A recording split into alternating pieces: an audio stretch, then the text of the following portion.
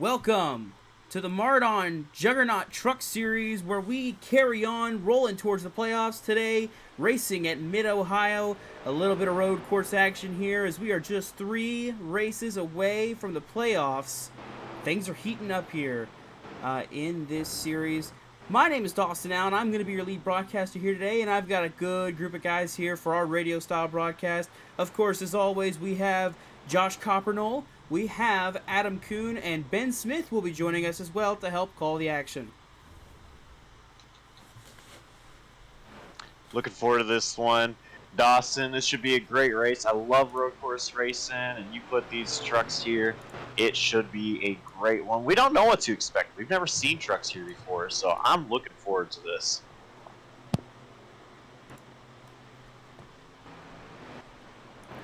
Yeah, it's going to be exciting. Like Josh mentioned, we haven't seen the trucks here before, so definitely going to be a preview of what we're going to see in real life this weekend, possibly, and we don't know what these guys are going to put on store for us tonight. And I'm curious to see going in, are these guys going to go out of the gate really aggressive, trying to push the envelope on the track, or are they going to go out conservatively as they still try and keep learning how the trucks behave on this track? So it is going to be a fun one. Now, looking at the points, bit of technical difficulties on Josh's end has led to the last-minute decision for me to stream. So I do not have our points added in here yet. However, as of right now, your point watch is the cutoff line with just 3 races to go. Looking at it, Carl Felver up 168 points. Dalton Kelly is up 125. Nolan Hodgson is up 92. Dale Lucas Jr. is up 79. And the final playoff spot as of right now, barring a new winner, is Kyle Reuter. He is up 74 points on the cut line. And those guys chasing him, it's the 20 of Jeffrey Armistead, the 47 of Brett Bennett, the 86 of Brian Haynes, and the 82 of Nick Stein.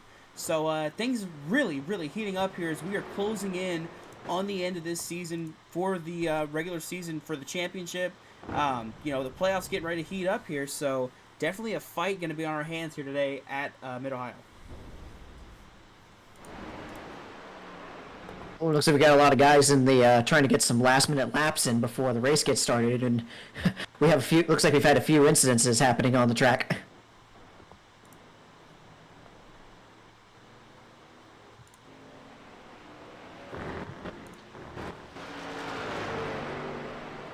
So as we watch some of these drivers getting their final laps in, there is the 27 of Rich Petrucco.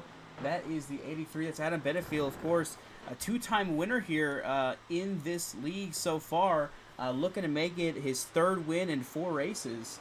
That 83 truck is, so it'll be interesting to see how some of these guys are able to do here today.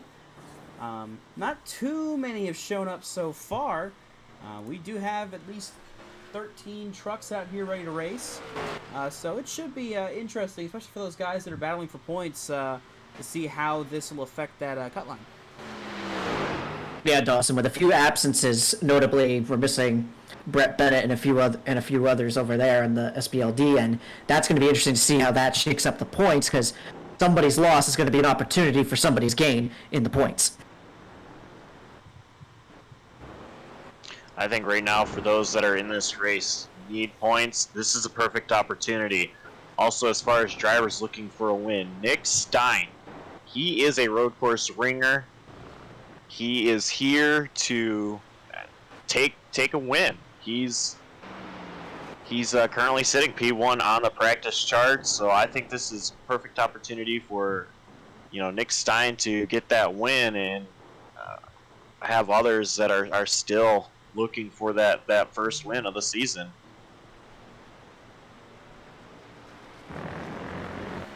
Yeah, and you mentioned notable names that are not in this race here today. We see the guy that's on the cut line, Kyle Reuter. I did not see his name on that leaderboard there, but nor do I see Jeffrey Armistead or Brett Bennett. But Brian Haynes is here and Nick Stein is here as well. So, those 2 guys are going to race for it. But I'd be willing to say Felver's here, I believe. Yes, Felver is here. Kelly is here. Hodgson and Lucas, they are all here. They're going to massively put a gap on that cut line, and they might be able to lock themselves in here just on points alone very soon. I'm interested to see what happens with Stein in qualifying and in the race. As we saw there with the practice time showing up on the ticker, Stein was 4/10 of a second ahead of the next guy. That's at a place like this. That's a pretty big gap to the next fastest truck. Indeed it is. So qualifying now underway. I believe we've got a group qualifying session.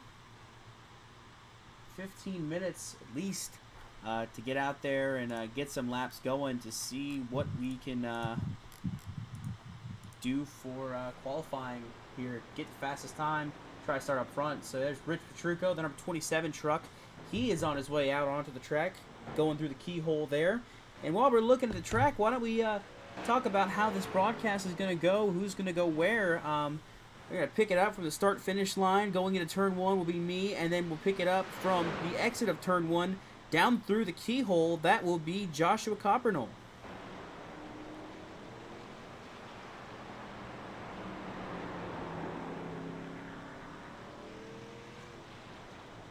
I apologize. I am still having a little bit more issues on my end, but even though we're under. I think that section, it's going to be real technical as well, just trying to get there through the long straightaway down into the S's. It's going to be very interesting to see who can manage that. Get through the S's, which is then going to go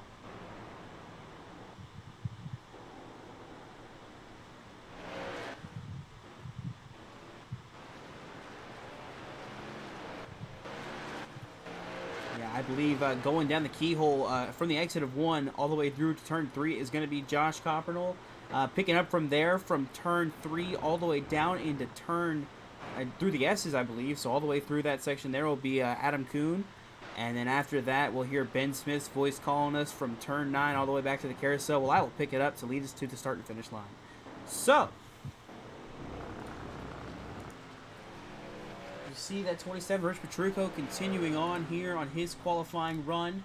A couple more trucks out here on track. Just looking at some of the guys just up ahead. That's the 60 truck of Zach Rinker. As he is continuing to make some pace here, headway towards making that first lap of his. Everybody out, for the most part, is out on the track. I believe the only ones so far that are not. I think the 42 of Nolan Hodgson is currently not on track, or he's rolling on track now, actually. Dustin Hall, Cameron Shields, and Craig Fryer yet to enter the track. But definitely keeping our eyes open on some of these guys as they make their laps here. It's going to be a hard one to make a lap here because you cannot get an incident point making your qualifying lap, or else that lap is going to be invalidated immediately. And Dawson, as we've seen with this track, for our NASCAR fans out there, when you have watched the Xfinity race here for several years, especially when they go into the keyhole and some of the big braking areas, some guys might try to push it, and this track is set up in a way where it will punish you if you go over the edge just a little bit. See some more guys setting down lap times there. Nick Stein to the top of the leaderboard. Zach Rinker second. Rich Petrucco is third. Oscar Enriquez there in fourth. And Brian Haynes, the 5 trucks so far to have set a lap time. Looks like Dale Lucas Jr., Cameron Stone have just put down lap times as well. But they are not lap times that are going to put them in that top 5 there. That's going to put them 6th and 7th respectively. As they continue to make their laps around here. We're going to look and see at 57 of Cameron Stone there. See how he's chugging along here through the keyhole.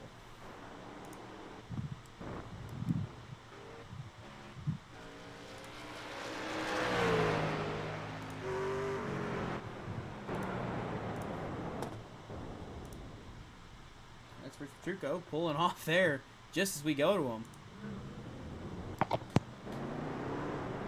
Looked like Petrucco didn't like the amount of speed he got coming out of 2 and just decided to abort the lap and try again. Oh, that's the 37 of Joe Gwilt back in the background there. Looks like he's going to loop it there on the exit of 1. That's going to be a trouble spot there for some of these trucks carrying that speed down the front stretch coming through turn 1. We're going to see more of that, I believe, throughout the race as it goes on. But as of right now, just trying to look and see who's out running right now. Of all these guys that are making laps here. There's the 69 of Dale Lucas Jr. He is the second truck above the cut line in points.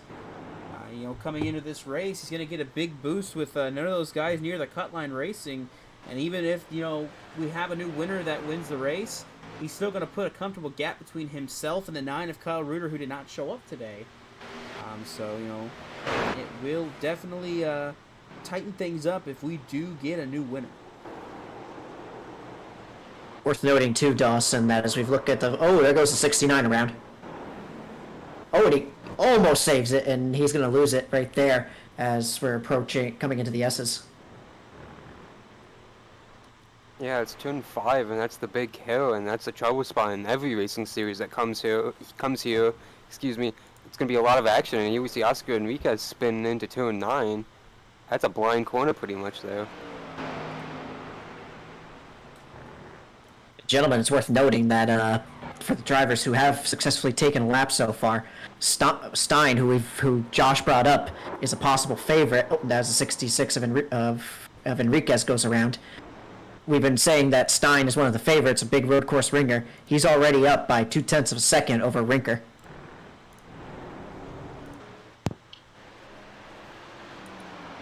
That's going to be huge, is pace.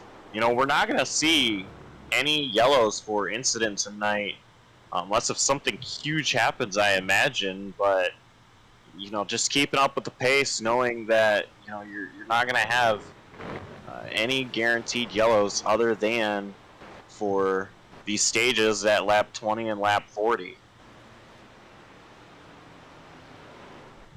Stein gained a little time there. He's gone up by 0.3 of a second now, and it looks like he was pretty satisfied that lap, so he put it back at the pits.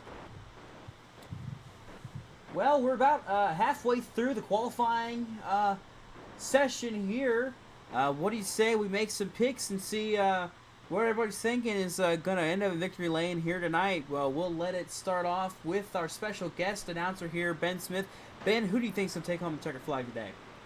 I like Stein in the 82. From what I've seen from while we've been talking in the pre-race and now watching in the practice and in qualifying, he seems to be getting through this track the best, right as Rinker actually just put up a lap and got ahead of him for the top spot in qualifying.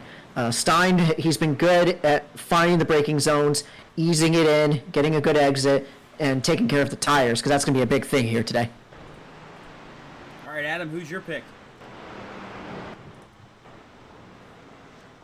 I'm going to go out on a limb a little bit. I'll go with Brian Haynes. I'm not quite sure he's going to be contending there towards the end of the race, but I'm sure he's going to be really, really fast when it comes to the long runs. So hopefully he can be contending when it comes to those long green flag runs Josh mentioned beforehand with no incident cautions. He's such a clean driver. Hopefully he keeps it on the island tonight. All right, Josh, who's your pick to win it all here in Mid-Ohio? Well, I will say my pick got stolen. I was going to pick Nick Stein, but you know what? There's a couple of other names I see that are really strong contenders that know how to get it done at road courses, and I'm looking at Petrucco and Cameron Stone. But since I got to go with one, I'm going to go with Cameron Stone. I've seen him. I've called races where he has won on road courses before. That man knows how to get it done when it comes to making left and rights. I think Cameron Stone is going to take yet another win on the season away by winning here at Mid-Ohio. You all make it too easy for me. You all leave open the two drivers that have shown the most speed throughout the past couple weeks. You all leave the door open for me to come in, swoop in, and take one of those guys from Team Conti. That's your mistake. Personally, in my opinion, I think we're going to see Dustin Hall is going to be the one to finish up front. I think that one truck is going to be bad fast when this race starts, and he'll be able to get it done at the end.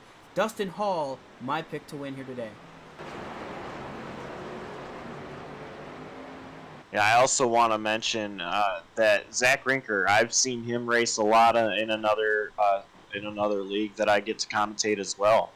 Zach Rinker is always up front at the road courses, and we see him up top on on qualifying speed right now. He is definitely one to watch out for as well. I think really anybody in the top 5 right now. You see, it's less than a second for everybody in the top 5, and then once you get to 6th, it's 1.52 seconds behind. The top 5 is going to be close all night, I assume, here at this racetrack.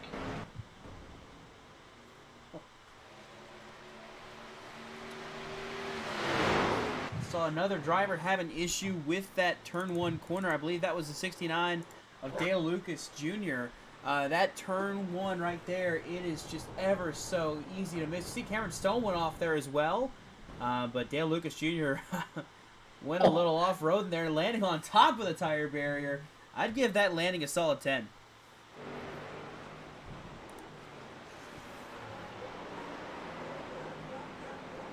Definitely a solid landing there, Dawson. I'd say. He definitely wins in the styles point category. I noticed a change at the top of the board. Rich Petrucco now, the fastest lap on track for the pole as we're winding down here in qualifying. A good lap for Rich Petrucco, and he just barely managed to beat out Rinker, beat him by 0.03 of a second to take the top spot. But we still got 3.5 minutes left before things are settled. Let's see if anybody else can get a good lap and get up there. Yeah, just about time for 2 more laps here as this run's going on for some of these drivers. They're making their way through the field. There's the 15 of Carl Felver. He makes his way through turn 9, heading down Thunder Valley, heading down towards the carousel as well. This will be a very interesting spot in the track, in the course. You know, the exit of the S's into turn 9 is such a tricky corner to make, and we're going to see a lot of mistakes coming from it. And, you know, that's when it's going to be a big watch, a big cause of concern with some of these guys making it through there. But Felber makes it through cleanly there. Don't believe he improved his best time there. He did, in fact, improve it, but it was not enough to jump up any positions. He will still find himself in that 5th spot. There's Nick Stein trying to run one last lap here, or maybe 2 more here if he can get it.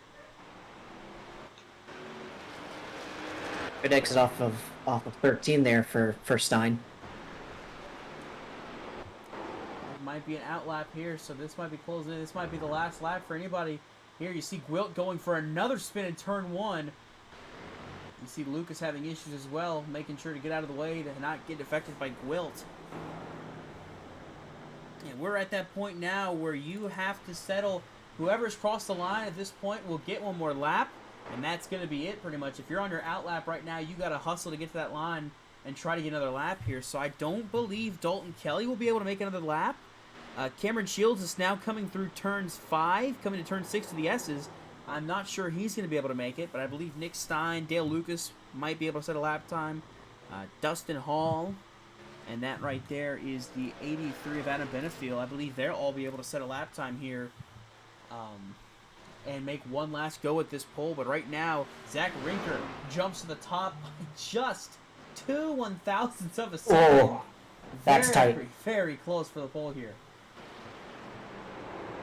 And it looks like the 17, the 83 won't take a lap, and they're going to have to start back into the field. It'll be interesting to see what the strategy is there, because they're going to have to get through a lot of trucks. It's going to be a long night for Adam Benefield and Greg Fryer, like you mentioned, but Adam Benefield did this a week ago and almost won the race at Chicagoland Speedway. He was very strong. He got through the field really quickly, but it's going to be a really tall task with more spread out field here tonight. Stein unable to post a faster lap time. Dale Lucas Jr. improves now to 6th on his lap. And as we see coming through the final corners, Dustin Hall, Adam Benefiel are going to complete their final lap here. 2 trucks on the track trying to make their last run, their last attempt at making a lap. Looking at Dustin Hall, does not look like he improved on his lap time. Adam Benefiel crossing the line there. Unsure if he bested a time there. Does not look like he was able to post a time. I think that was just his in-lap. Either that or he had an incident point that's not going to allow that lap to count. But with 4 seconds left, 2 trucks on the track, I'm going to keep my eyes on them in case they are able to make it to the end. They're coming out of turn 9, heading down Thunder Valley. Dalton Kelly and Cameron Shields. They've got 2 minutes here. They've got the chance to make their final lap. Let's see what they can do here. Dalton Kelly slow I don't know if he's going to be able to post a pretty good lap here. He is slow, and that's going to slow up the 71 of Cameron Shields as well. Looks like neither of them are going to improve their lap time. So Dalton Kelly and Cameron Shields are going to pull it down pit road. So that is going to settle it for qualifying. Like at the end there, Dawson, that they were, I think maybe those two were practicing their pit entry. Very possible that they were, but that will end qualifying here for our drivers. Checker flag waving.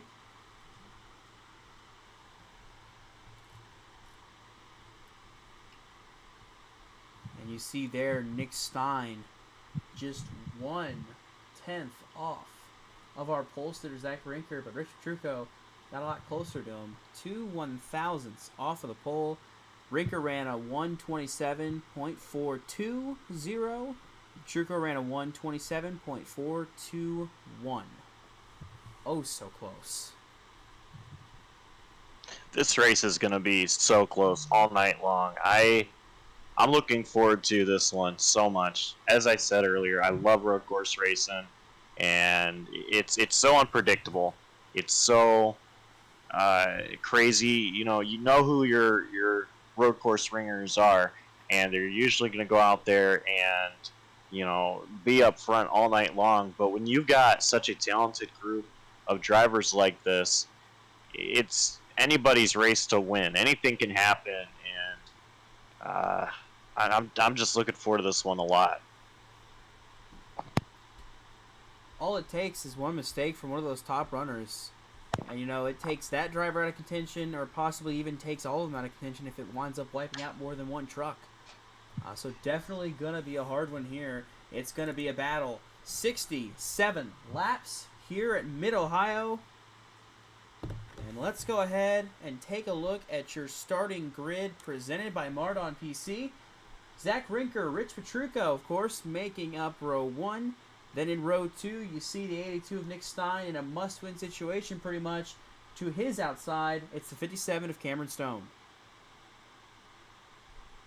Carl Felber going to start on the inside of row 3 with Dale Lucas to his outside. Joe Gwilt in the 37 is going to start in 7th place with Brian Haynes in the 86 on the outside of him in 8th place. 9th place is going to be Nolan Hodgson in the 42 truck, alongside Dalton Kelly rounding out the top 10 positions. And in row 6, we're going to have Oscar Enriquez starting on the inside in the 66, followed by, and we'll have Shields in the 71 on the outside, and then rounding out in row 7 we have Hall in the 1 and Benefil in the 83, and then Craig Fryer, who didn't take a lap, will come on shotgun on the field in row 8. That is your starting lineup presented by Mardon PCs. So, we're going to have ourselves 15 drivers do battle at Mid-Ohio as they all start to get ready to grid up behind the pace car to make their laps. There you see the 60 of Zach Rinker, your pole sitter for this race.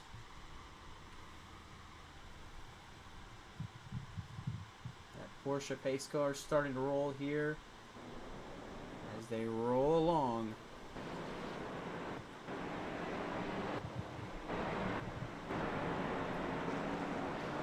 Let me just say right now, turn 1 is going to be exciting.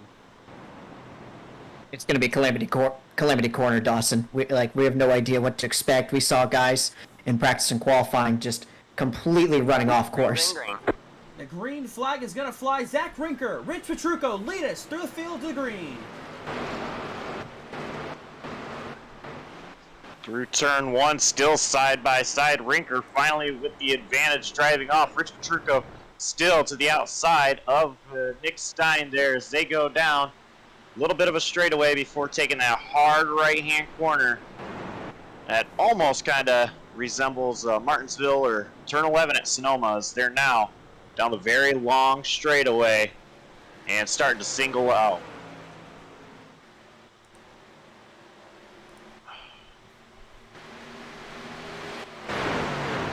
Adam.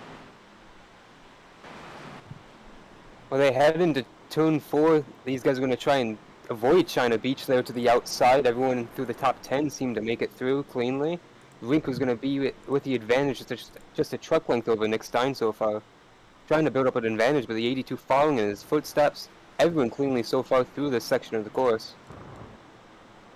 And Rinker still in the lead coming into turn 9, has about a truck length and a half lead over Stein as we come down into Thunder Valley, carrying a lot of speed as we come down to some turns. Rinker now stretching his lead now out to 0.7 of a second as we send it into turn 10. Rinker still leading, followed by Stein. Here comes Stone, not far behind them, and Rich Petrucco. Yeah, it looked like Stone went a little wide there through the carousel as they come down through. They make their first complete lap. Zach Rinker leads, Stein in second, right on his coattails, and Cameron Stone finds himself third. Petrucco drops back to fourth.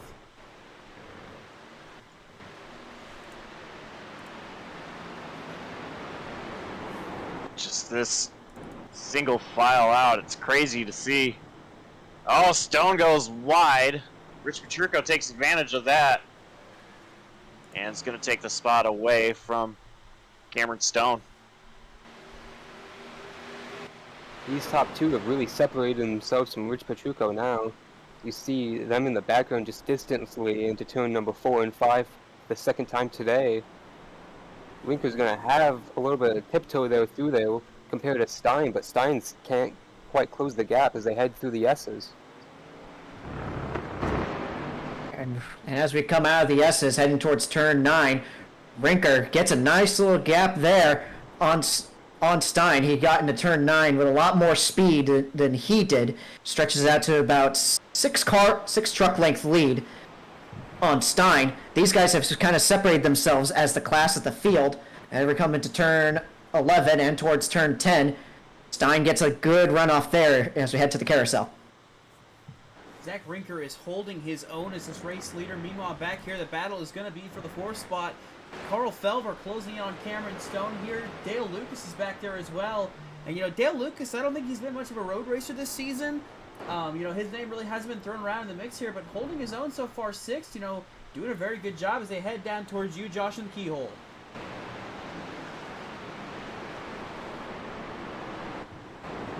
And looks like Carl Felver trying to challenge Cameron Stone right at the moment. Not quite close enough to try to attack going down the long straightaway. Up front, you saw Zach Rinker with a second lead build up over Nick Stein, and you see the 15 now all over Cameron Stone going up the hill into turn 5. He's got his chrome horn almost ready for that back bumper of the 57 into the SS turn 7 and 8. 15 now loses a little bit of time to that 57. Stone's pulling away now. Stone got a good launch there through the S's as we now come down into Thunder Valley. That'll give him secure position. Rinker got starting to grow a pretty big lead over Stein now as we start to head towards the carousel. And Zach Rinker starting to stretch his legs a little bit more. Been a little more perfect than Stein. As you've been watching, Stein is kind of sliding the tires through the corners sometimes where Rinker is able to keep it straight and keep it perfect. So Rinker's going to start gapping a little bit on that 82. And if you'll notice, too, that's also allowing Rich Petrucco to gain on our second place truck, the 82 of Nick Stein. So I think if I'm that 82 driver, I'm wanting to kind of settle in a little bit right here and just start knocking out some laps, because when we get to that stage break, that's 9 points on the line here for Stein. I think he's going to want to need that coming into this race, so far down below the cut line. He's going to need those points. Nick Stein, he has grown to be a much better racer since first time I met him. Right now, absolutely, he just needs to settle in, maybe take care of those tires a little bit better, and see if that helps go catch Rinker. But at the moment, just settle down and try to get those as much points as he can. You mentioned saving the tires. Well, a long way away from the stage ending, but gotta keep them as long as you can from going bad, especially when you're fighting for every position here. We got 16 laps in this opening stage here left to run. As they come back down into Thunder Valley, it does look like Zach Rinker has been taking care of his equipment a lot better than everybody else has. Stein is sliding the tires everywhere, trying to carry as much speed as he can to make any gains on Rinker. We went back there to look and see there are 3 trucks hanging out back in the back, and it looks like we had a truck go off track, have an issue. Dalton Kelly slow on the racetrack over there in Thunder Valley. It looks like Kelly went off the course somewhere earlier. Oh, and he gets off course. Oh, looks like he got off course. Oh, excuse me, it's the replay. It's the replay. Looks like Dalton Kelly carried a little too much speed off of 9 and got into the inside wall there, and that's going to cost him. Was running the top 10, but now on the outside of scoring stage points, looking to gap that cut line that he currently sits over right now. You know, he's got 125 points in the cut line, I believe. So, you know, he doesn't need to push for those stage points, but you get those points, you know, that's more of a gap you have over those guys behind you, and that's going to be, you know, a better chance at locking yourself into these playoffs. We got a battle right now between Carl Felver and Cameron Stone. They were just side by side. Down over to you, Adam. Felver's going to attack the inside of turn number 6. Stone try to protect it. They're racing really hard now for this position, going towards through the S's and now heading towards Thunder Valley. Felver with a peek to the inside, can't quite do it into turn 9. Spin ahead. Oh! Patrick around! Patrick no! Felver in on Lucas around as well! Big mess here down in Thunder Valley. Petrucco got out of shape and spun around right in front of the leaders. They couldn't see him as they came out of 9, as you have that little hump before it goes downhill, so they were blind to where he was. Trying to see what happened to the 27 here. I believe he just got a little too hot into turn 9, same as Dalton Kelly a lap before. Yeah, just overcooks it, spins it, and then when he stops right in the middle of the track. And then Felver just nowhere to go. Lucas nowhere to go as well. Big implications to our playoff cut line that we just saw with those 3 drivers having an incident. Of course, you know, the 27 Petrucco, he's got wins in the bank. He's okay. But it's the 15 and it's the 69. They do not have a win this season. They are battling for points. And having something like this happen while there is not a lot of people in the race, that's still not a good thing to have happen. And correct me if I'm wrong, gentlemen, it looks like Cameron Stone just barely managed to evade Rich Petrucco there, and he's going to now have 3rd squarely in his control. Yeah, I do notice that Stone has a little bit of nose damage to the front of his truck, but I'm not so sure it's going to affect him much at all. Cameron Stone coming down out of 9, keeping it nice and controlled and conservative as he comes down into Thunder Valley. He's about 6 seconds behind our leaders and 4 seconds ahead of Hodgson, so he doesn't really have anybody around him, but we have a good battle for the lead cooking up here as they come out of the carousel. Stein has closed the gap recently here. Rinker is starting to slow up a little bit, and that 82 is starting to nip at his heels. He has been faster for the past couple laps, and now the 82 is trying to hunt down the race leader, Zach Rinker, and you know, 10 points is better than 9, especially in the case of this 82 of Nick Stein. Well, not only is it 10 points, Dawson, but it's also a playoff point that'll carry through all of the playoffs. Nick Stein, I'm not sure if he is watching the broadcast and took my advice, just settling in, letting those tires cool down, or if Rinker has really burned up his tires, if Rinker's just decided that he can back it down a little bit. Either way, it has brought in Nick Stein to Rinker. Rinker's kind of playing with the gap a little bit now. He's expanded it just tadly over Nick Stein for the time being. They're going to continue to fight over these last couple laps of the stage, I believe, guys. But it's just truck links at this point over Nick Stein, which had been over a full second at one point just a few moments ago before that big pileup. And Rinker gets a little loose coming out of 9 and heading into Thunder Valley, but Stein isn't really able to close the gap anymore. It kind of fluctuated between 4 and 6/10 of a second. Now it's stabilizing again. Oh, looks like Stein's going to get a good entry there going into the carousel and close the gap back up. Not too far ahead of them, too, is a lap truck at 27 of Rich Petrucco. You know, he is ever so slightly ahead of our race leaders. He is going down to the keyhole as the leaders come in. You might be able to see him on the screen there up ahead, that 27 truck. He is going to be a little bit slower than our leaders, so it's definitely going to be something to watch. as we head back towards that middle of the field. Everybody else kind of wadded up here. It's the 6th place truck. That is Cameron Shields. As we see him going through the field, started back in the 12th position, found his way up to 6th, been able to keep it nice and steady rolling through the field here as he's got a solid run starting to form for him.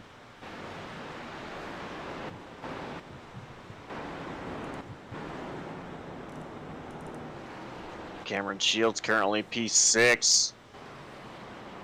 Not a bad night at all, and just behind him, he's got Dale Lucas and Adam Benefiel working their way up through the field. Josh, we see the 82 right on the back bumper of the 60 truck as they head through turn 8 and going towards turn 9. Here they come down into Thunder Valley. Stein is hounding Rinker, getting as close as a bumper to him, but Rinker got a good exit off of 9 to send him down into Thunder Valley. Gets a little loose there. Stein gets a good entry into 10 and 11. Let's see what they do here in the carousel. Stein has been making some really good laps here these past couple laps, and if you notice, heading down into the downhill section there, 4, 5, and 6, Rinker slipped up. He wasn't on the brakes enough, and he almost locked it up. That allowed the 82 to close in a little bit more, so he is right there knocking on the door of Zach Rinker, heading down to the keyhole. Rinker is feeling the pressure, and Nick Stein, he has to keep making Rinker feel that pressure. Rinker maybe a little bit too wide there through turns 1, or I'm sorry, rather the 2. long right-hander there too. Turn 2, thank you, Dawson. Half a second separate these two as they head into turn 4, and now it closes up to just a truck length into the deep braking zone. That's turn 4, up the hill into 5. Rinker with a curb, Stein with a wider approach into 6 now. Let's see what they do here. Rinker's going to defend the inside lane, and Stein no chance to able to take position though. He's going to continue following hot in that trails of the 60, who hops the curb there in 7. Rinker carried a good amount of speed through the S's, slides a little bit off the exit of 9, going into Thunder Road. Stein still keeping on his tail at about 0.6 of a second as they go through 10 and 11. And as they come into the carousel, Stein is looking. He's looking underneath. Stein is still right there on that back bumper. He is there. He wants that 6 truck to make a mistake, and he is waiting for it here. I don't think he's going to try to make the move. He's going to force this 60 to a mistake here. And just up ahead, they've caught that lap truck, the 27 of Rich Petrucco. I mean, not too much of a worry right now. Petrucco can get lapped and get his free pass back at the stage break. But, as this race goes on, that slower truck might not be of assistance to him as they continue on. It very well could play into Stein's favor if he's able to use Rich Petrucco as a pick to get around Zach Rinker, but Stein, he has to keep the gap very minimal between himself and Zach Rinker if he wants that to happen. Stein is trying everything he possibly can to try and get around the 60 truck. You guys have been mentioning that the 60's been sliding his tires more and more than the 82 has been recently, and he's been popping over curbs, and the 82's just been trying to methodically get around the corners, taking wide approaches. He just did it in turn 5 again. He did it in the keyhole. So he's just trying to attack the 60 as he dives into turn 6. Can't quite do it there. He's going to continue and follow through 7. And it looks like as they get ready to go off 9 into Thunder Valley, Stein is hounding Rinker. One has to wonder how good are Rinker's tires right now as he's been sliding around everywhere. And here's the onboard as they come into 10 and 11, approaching the carousel. Stein all over the back end of Rinker in the carousel. Right there, ready to make the move. A lap truck up ahead again. Rich Petrucco slow on the track. It's going to allow maybe a pick to be used for this 82 of Nick Stein as they head down, heading for turn 1. This has definitely got it heated, and I want to say white knuckle driving, and I'm sure that's the way they feel right now. These top 2 just holding onto their steering wheel as tight as they can. As they don't want to make a mistake. Rinker maybe a little bit more wide there through turn 2. Stein trying so hard to close in even more. And heading through turn 3, they kick up the cones as Rich Petrucco aids way for the leaders. So Rinker's going to get the advantage he wants back at the clean air as they head into turns 4 and 5. but the 82 of Nick Stein all over the back tailgate of that 60 machine, just trying to make a mistake out of that 60 truck, which the mind games, of course, into 7 can't do it there. And Rich Pachuco back on track. He is very fast, as we saw running P3 earlier. He's going to try and keep up with these guys. And as they go into Thunder Valley, Stein was showing earlier through 4, 5, 6 in the S's. He is the strongest truck out here, though it looks like coming out of 9, Rinker is able to get a good exit heading into 10, 11, carrying some good speed and a little bit of a gap going into the carousel.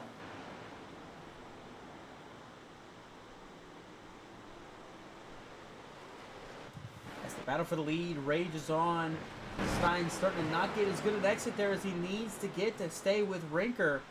And Zach's starting to pull away a little bit more here, heading through turn 1.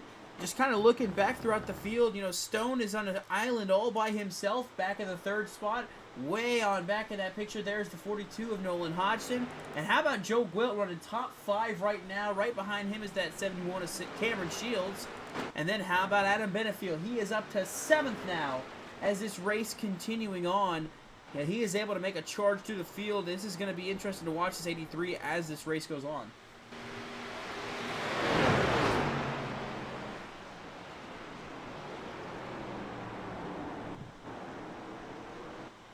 Up into turn 5 again, the 82 seems so much better through this section of the course, but he's right on the tailgate of the 60 truck, and not able to find a way around, because of course the 60's high in the fast lane, as he should as the race leader, up through 7 and 8.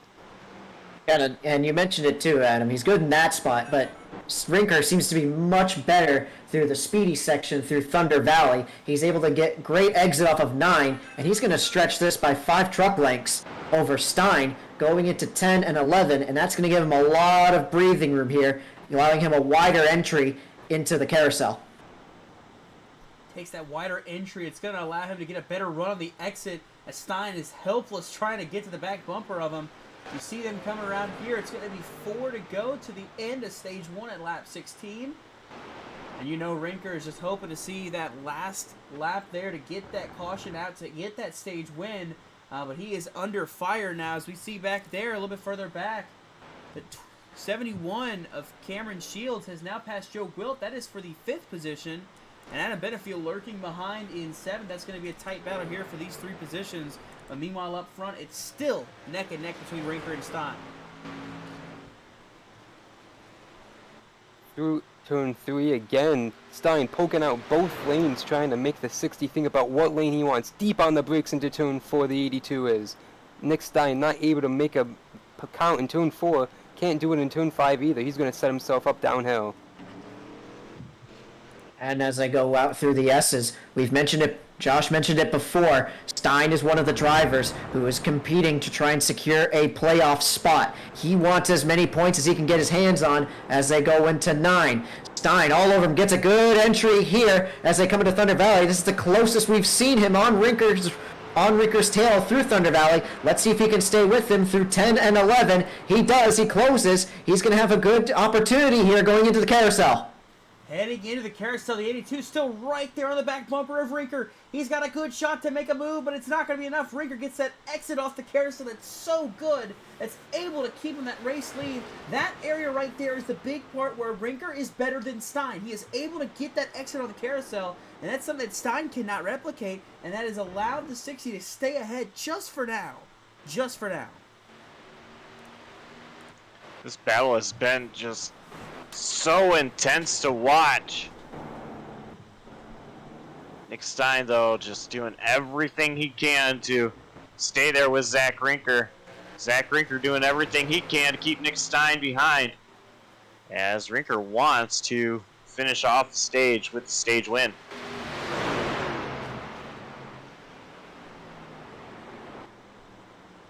To turn 4 and 5 again, Rinker with a little bit more of an advantage than he's had the last couple laps. But Stein still right there and putting the pressure on.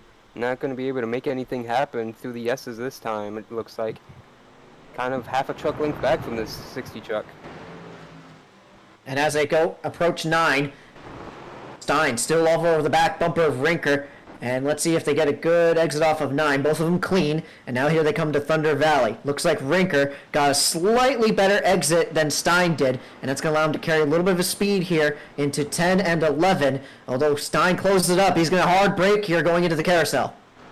That wide entry that we saw Rinker do, we're going to see the 82 of Stein try to replicate it this time. Look at how much closer he gets to the back bumper. He is right there. Just 2 laps to go in the stage. Can Stein make the move to get by Rinker here?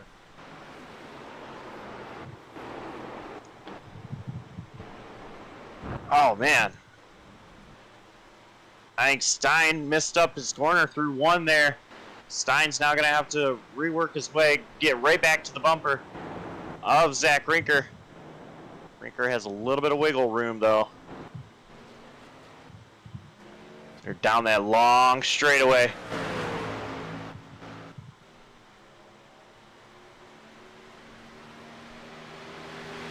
Into turn 4, this is where Stein's been really aggressive deep on the brakes. Not as aggressive this time through here, but he's going to continue to eat up more time. 60 truck slides the tires big time to the right there. That could have been a huge moment there for that 60 of Zach Rinker through turn 4 and 5 as they head now into 7 and 8. Continues to lead just a truck length over the 82. Up ahead by 0.3 of a second as they approach turn 9 and turned into Thunder Valley. Rinker still in the lead, gets a good exit here. Stein slides it a little bit. That's going to allow Rinker to gain about an extra truck length lead as they come into 10 and 11. Though Stein hard on the gas here. He's going to brake hard. He looks to the inside going into the carousel. That 82 is just trying anything he can to see if it'll work here. Trying to see what he can do as we come to the last lap of stage 1. Rinker still out front, but Stein still in striking distance. We'll have to see if that 82 can make a desperation move for the stage win here as they come through turn 1, heading down towards turn 2. This long straightaway leading into that sharp 180-degree right-hand turn. Well, I did make sure, and I had admin message back. This is not stage end. Stage end is at the conclusion of lap 20. Nick Stein definitely does not want to, stay behind Zach Rinker, regardless of where the stage is at. As Stein looks to make a move at him. Dive into turn 4, the 82 has the inside lane. That's where he's been deep, but he's going to slide to the left into turn 5. 60 with the lane back into 5. The inside lane, Zach Rinker takes back the lead. They head into the S's. Truck length building more of a lead for the 60 truck. Zach Rinker trying to pull away from Nick Stein now. He hasn't lost him yet. Stein still within 0.4 of a second. Actually closes the gap up there into 9, coming into Thunder Valley. Rinker gets a better launch off of 9 than Stein does, stretching the lead out quite a bit. Gains about an extra 10th there, going through 10 and 11. And he's going to have a nice little cushion going into the carousel. You know, we've been saying this was going to be the stage end. I bet you Zach Rinker would have hoped and prayed this would have been the stage end. Now, we're going to have 4 to go this time. By this now, will be 4 to go for the stage. And again, that 82 is still right there on the back bumper, still trying to make the move. He is not going to let up unless he is the one that's off in the grass here as they continue on out of turn 1. We saw Nick Stein make the move last lap. If Nick Stein has an opportunity, I expect him to make a move once again. Stein, closest he has been to Rinker in turn 2. Rinker, with a little bit of advantage, is going to start to hold just a small gap down this long straightaway. Looked like Stein almost put the bumper to Rinker there in the keyhole. Kind of messed up his straightaway shot heading towards turn 4. Let's see if he's really deep on the bricks again. Indeed he is. Peeks to the inside. Can't get door to door with the 60 this time. Rinker with the advantage up into turn 5. He's going to be able to assert himself in the lead once again with a truck length lead over the 82. Almost a half-second lead on the scoring board, but he kind of hits the curb there and almost went too wide there through turn 6 and 7. As they come into the S's, Rinker stretched it out a little bit there, about half a second, and it looks like he's going to maintain that gap coming out of 9, gets a good exit there, and he's been strongest down through Thunder Valley in this speed area, stretches it out by 6 truck lengths going into 10 and 11, and gives him a bit more of a gap now going into the carousel. He can go through there comfortably. Yeah, Rinker is just able to make that exit there on the carousel so much better than Stein is consistently, which is going to allow for him to keep pulling away. So that's definitely going to be what we're watching for the 60 truck, not just for the end of the stage, but for the long term of this race to see how he does. But Rinker obviously getting a bit of a gap between himself and Stein as they head down for turn 2. To you, Josh. Rinker has been the better truck. As of late, Nick Stein doing everything he can. Right now, Rinker with the advantage of a couple truck lengths ahead of Nick Stein. Biggest lead. Oh, excuse me. Battle for 5th heating up as well there. It's Cameron Shields and Adam Benefield. 83 has caught the back of the 71 here into turn 2 there, Josh.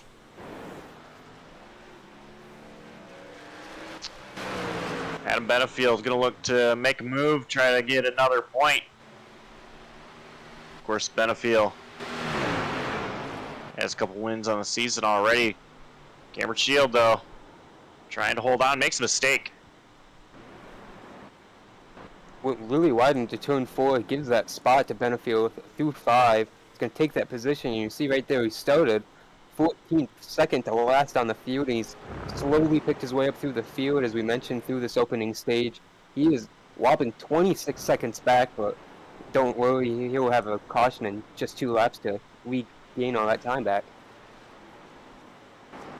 Rinker continuing to hold strong against Stein. Stein is starting to exhaust all options he has. He's closing a little bit more this time by, but he's definitely going to have to try to make a move in this next lap or so if he wants to go for that stage win.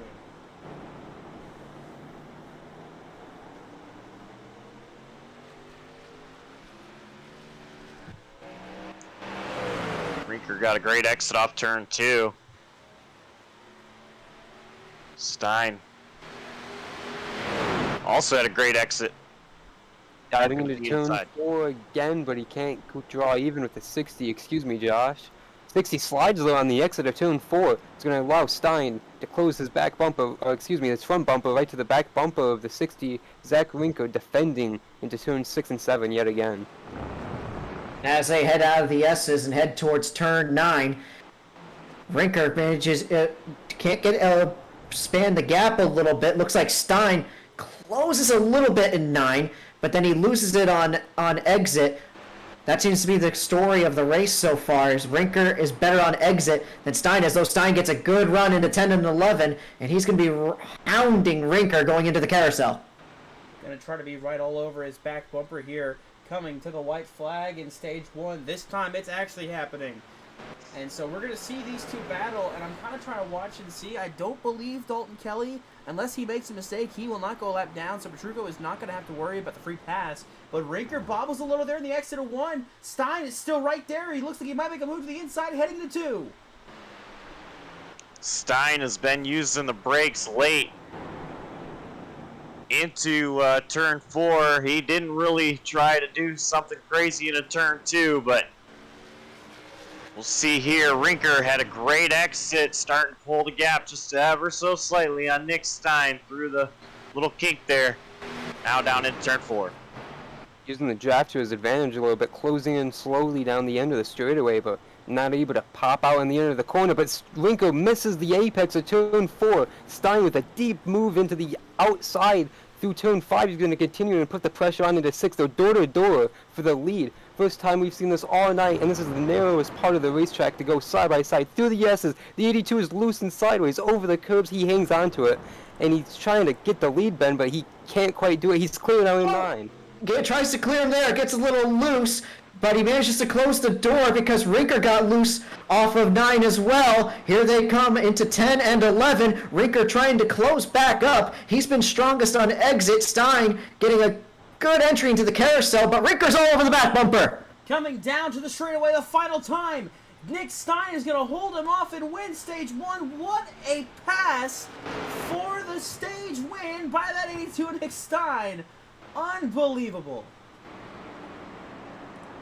I gotta say, Dawson, if this is a prelude of what we're about to see for the remainder of the race, we're in for a treat tonight. Yeah, they were side by side for from just about turn 5. You see there, the 82 got a little loose there as they were coming around into turn 9. You see right here, the 82 slips up, but so does the 60, and that is what gave the 82 of Nick Stein that stage win. So as you see the field coming through, I believe our 10th place truck, Oscar Enriquez, is still working his way through, still in a battle. Dale Lucas Jr. battling with him. This is for the final spot. Around goes the 69. He spins in the carousel off the bumper of the 66 of Oscar Enriquez, and that is going to give the 66 the final stage position, and the caution will fly.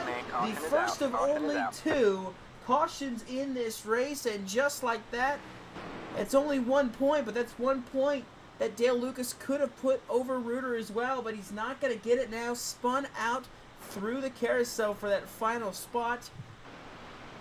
Oh, man.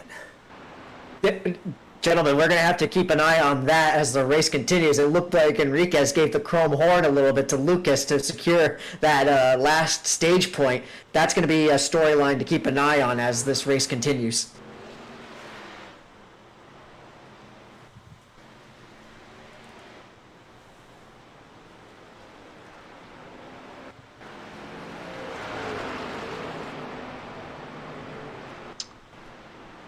The Porsche pace car making its way out of pit road.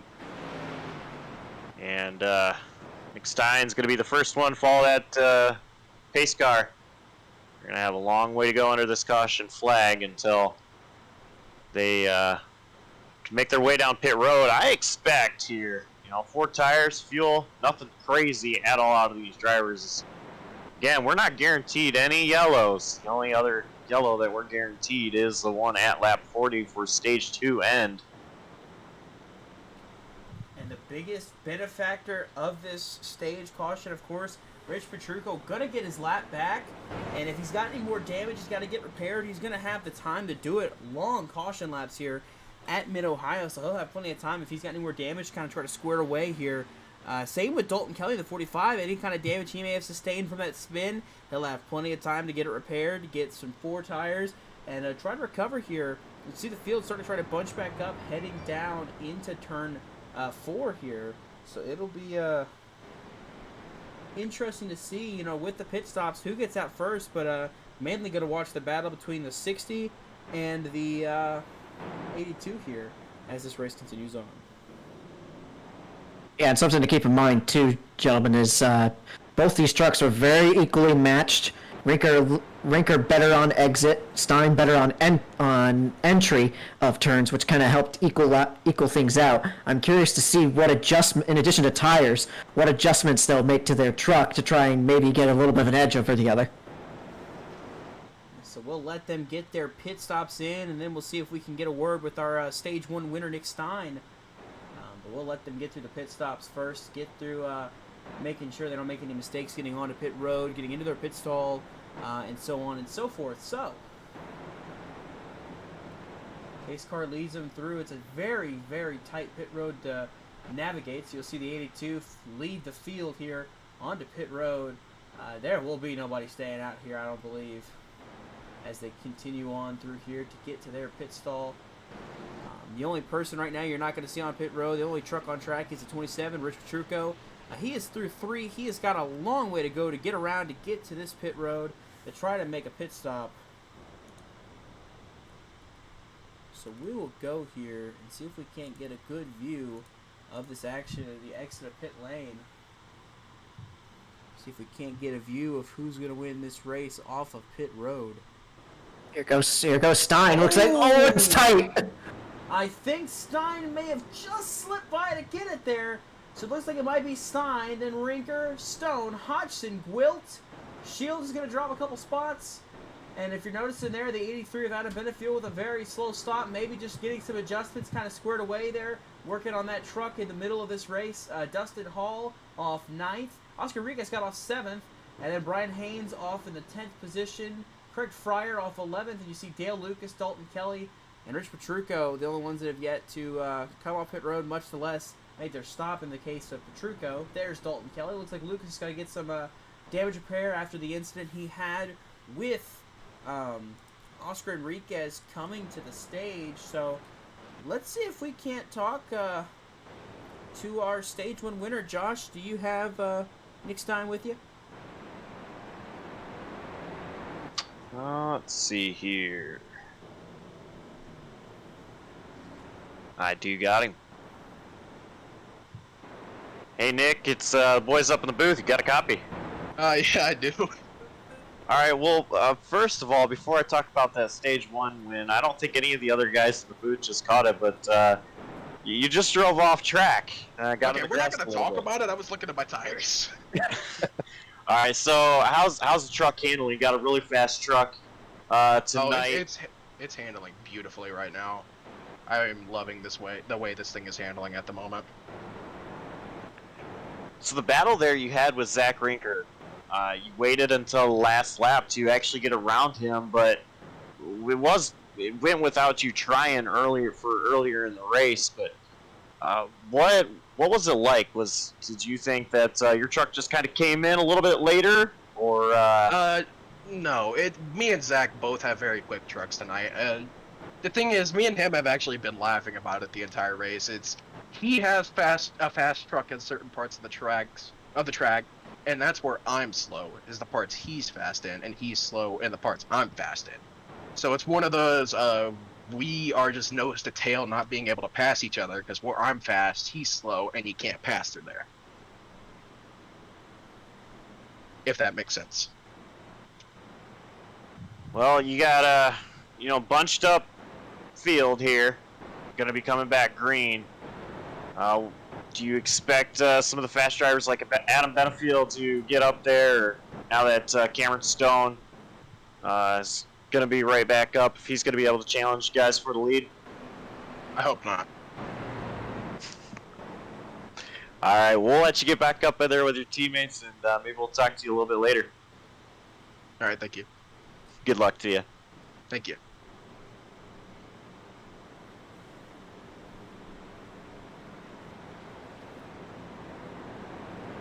And if I can get him back in his channel, that was Nick Stein, winner of stage 1. Something else, something, gentlemen, that's struck to me is we had a lot of carnage during practice and qualifying, but yet we only have one truck out of the race.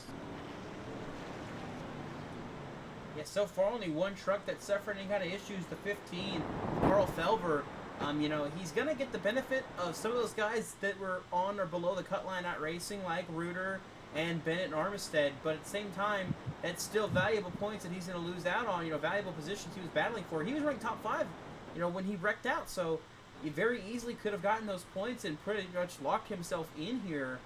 So it'll be kind of close on the edge of this at the end of this race if he will lock in, but we'll have to see. So, Nick Stein, Zach Rinker, Nolan Hodgson, Cameron Stone, Cameron Shields. That is your top 5 as the pace car makes that left turn down to pit road.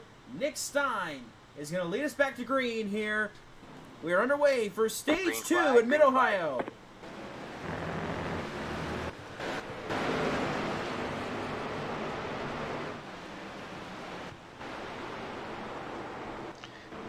Stein didn't waste any time getting loud pedal down and getting in front of Rinker and really starting to pull away now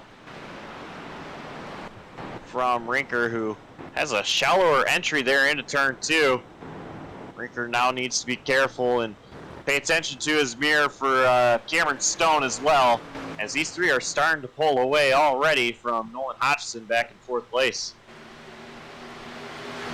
Josh mentions these trucks are separated, and indeed they are. Nolan Hodgson did not get a great start. He's getting pressured by Cameron Shields for that 4th position. Heading into turn 4, he's going to be able to defend it for now. But Zach Rinker was able to tuck in between Cameron Stone and Nick Stein because the 42 kind of slacking on that restart. And as they come down into 9 towards Thunder Valley, looks like Stein is going to have a nice gap here, about 0.6 of a second over Rinker. Let's see if he can carry that speed down through. And behind them, we have a decent battle. Oh, your camera moves. Stein is expanding his gap a little bit as they come towards the carousel. He's got a decent lead over Rinker, about 0.6 of a second. Will definitely be interesting to see the roles reverse here. We got an issue back in the back. Oh, I believe big it's hits in Ryan the back. Haynes, Dustin Hall, Dale Lucas Jr. around. Might be good. Let's see if we can get the replay on that. That's a good 3-truck wreck there. Looks like the one came in a little too hot on the entry into the carousel, and that sent them off the turn. Then he comes back onto the track, and the 69 just gets into him with nowhere to go. Nowhere for that 69 at Dale Lucas Jr. to go. Another incident there for that 69 truck, you know. Looking to have a good run today and ends up 2 incidents already as this race is continuing on. Well, we see the top 3 pull away. Cameron Shields looking to make a move on Nick Stein, or I'm sorry, Nolan Hodgson rather, into turn 4. Trying on the inside again, wasn't able to make it work, but he is staying door to door at the 42 through turns 4 and 5. Now into 6 and 7, he's going to put that 71 truck ahead of the 42, force Hodgson offline, and here comes Adam Benefield to try to follow suit through turn 8. As they go into 9, the 71 getting a good gap here. And how about Benefield? So as we talked earlier, started second to last in this race, and now he is running 5th. The slow and methodical method seems to have worked for him. Here comes Shields towards the carousel, getting a nice little gap of almost a second over Benefield. As you see back out front, race leader Nick Stein starting to put more of a gap between himself and Rinker. So we're seeing there, you know, like he said, you know, there were some parts of the track where he was better, and there were some parts of the track where Rinker was better. But it looks like those parts where Stein is faster, he's able to put more of a gap compared to what Rinker was able to do. So as we see in the back still, the battle is on for 4th between the 83 and the 71, continuing on here, heading down to turn 2. And you guys just missed it. Cameron Shields, rather, got super sideways going into the carousel, and that allowed Adam Benefield to close in. Shields is lucky that Benefield didn't make a move, but Benefield is still there trying to hound that 71 going into turn 3. Takes his nose going into turn 4, can't quite do it. He's a truck length and a half back now, of that 71 machines. We look back here, a couple trucks back to Oscar Enriquez holding off Craig Fryer for that 8th position. As they come through the... And Kelly goes spinning, almost. He saved it. He went off course, the right side tires, exiting turn 5 and almost looped it to that inside wall, but he continues on. Yeah, it's been a rough day for Dalton Kelly, and he manages to keep it straight, still sitting in 10th. Looks like as they go into the carousel, Stein has a decent lead now. He's starting to grow over Rinker about a second and a half. And they're putting a gap between themselves and Cameron Stone as well. So the two Camerons 3rd and 4th, but the battle is on here, still heating up.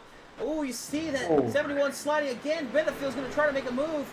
He's right on the back bumper. Can he make a move to the inside, heading into 1? Not quite. He's going to try to stick the nose in. Can he make it move?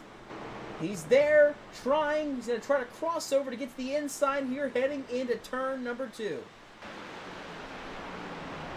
Saw there that Adam Benefield had a shallower exit out of turn 1, a little bit of a wider entry there into turn 2. Cameron Shields with the advantage now, and for Shields, this has got to make him feel good because he is holding off a former Coke Series driver for this position at a track that is really technical and hard to drive. One thing Shields won't like, though, is the fact that the trucks in the windshield are getting bigger and bigger because he is holding up this train of trucks up. That's not good news, of course, because Adam Benefield's all over his tailgate as he gets squirrely through turn 6. Benefield tries to peek in 7 and 8. He's on the inside in turn 8. He hits the curbs, almost spins it. Can't quite do it there into 9.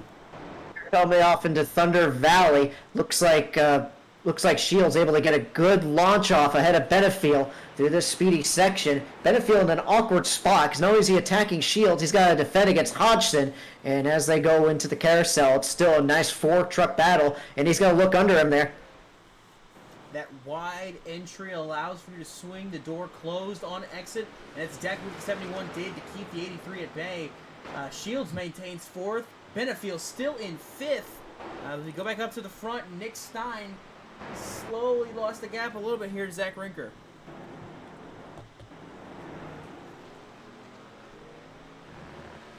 Stein is starting to build the gap back up down the long straightaway, of course, into the little kink.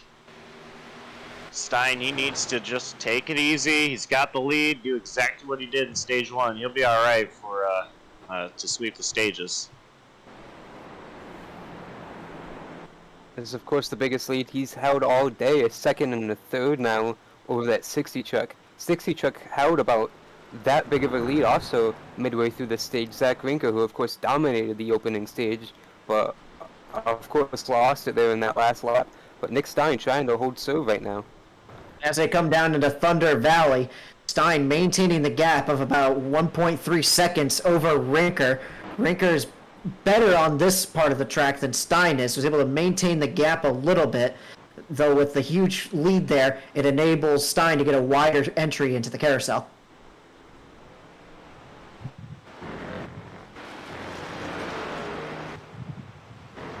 See that 82 of Nick Stein just continuing to gap the field, getting a little more spread out, and it looks like I see the 83 has made the pass. He's just taken that fourth spot away from Cameron Shields. So now move the 83 of Adam Benefield up into position number 4. Nolan Hodgson looking to work, got a little loose, almost lost it, able to save it there on the exit of 1. That was a close call for the 42. Oh, as Hodgson gets really sideways going into turn 2, that cost him a lot of time, and luckily not a position as Joe Gwilt is now there on his bumper. But I've been watching this battle between the 71 and the 83 continuously, and Cameron Shields got into the grass just a little bit, and that upset his truck to allow Benefield to get on by.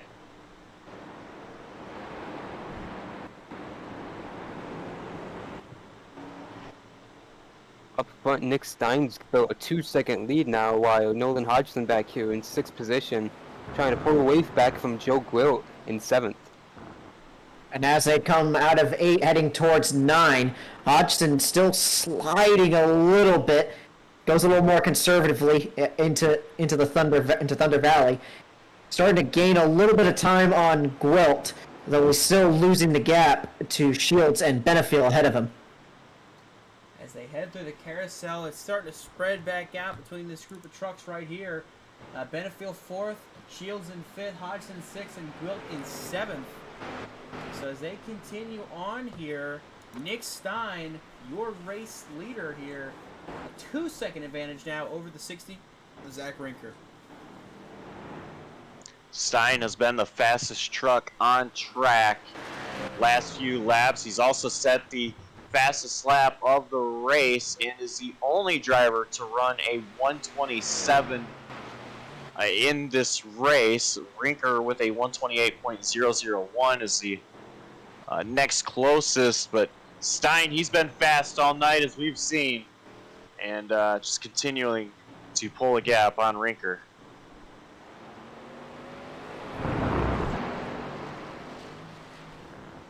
And as they come out of the S's and heading towards Thunder Valley, Stein managing now a 2.5-second lead as they come into Thunder Valley. One thing to remember, back in practice, Stein was about 0.4 quicker than Rinker or Stone in practice, and because of that, it looks like that's lining up with about how his lap times are here. He's about 0.4 of a second faster than Rinker right now.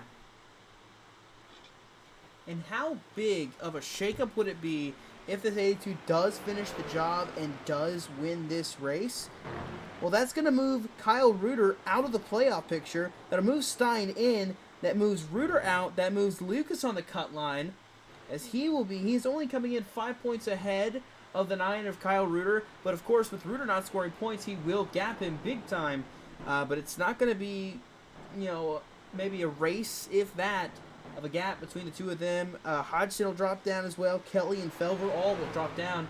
And so with Felver wrecking out here and Stein leading here, this is going to be a little bit of pressure put on that 15 to have a perfect next 2 races to not be close to that cut line.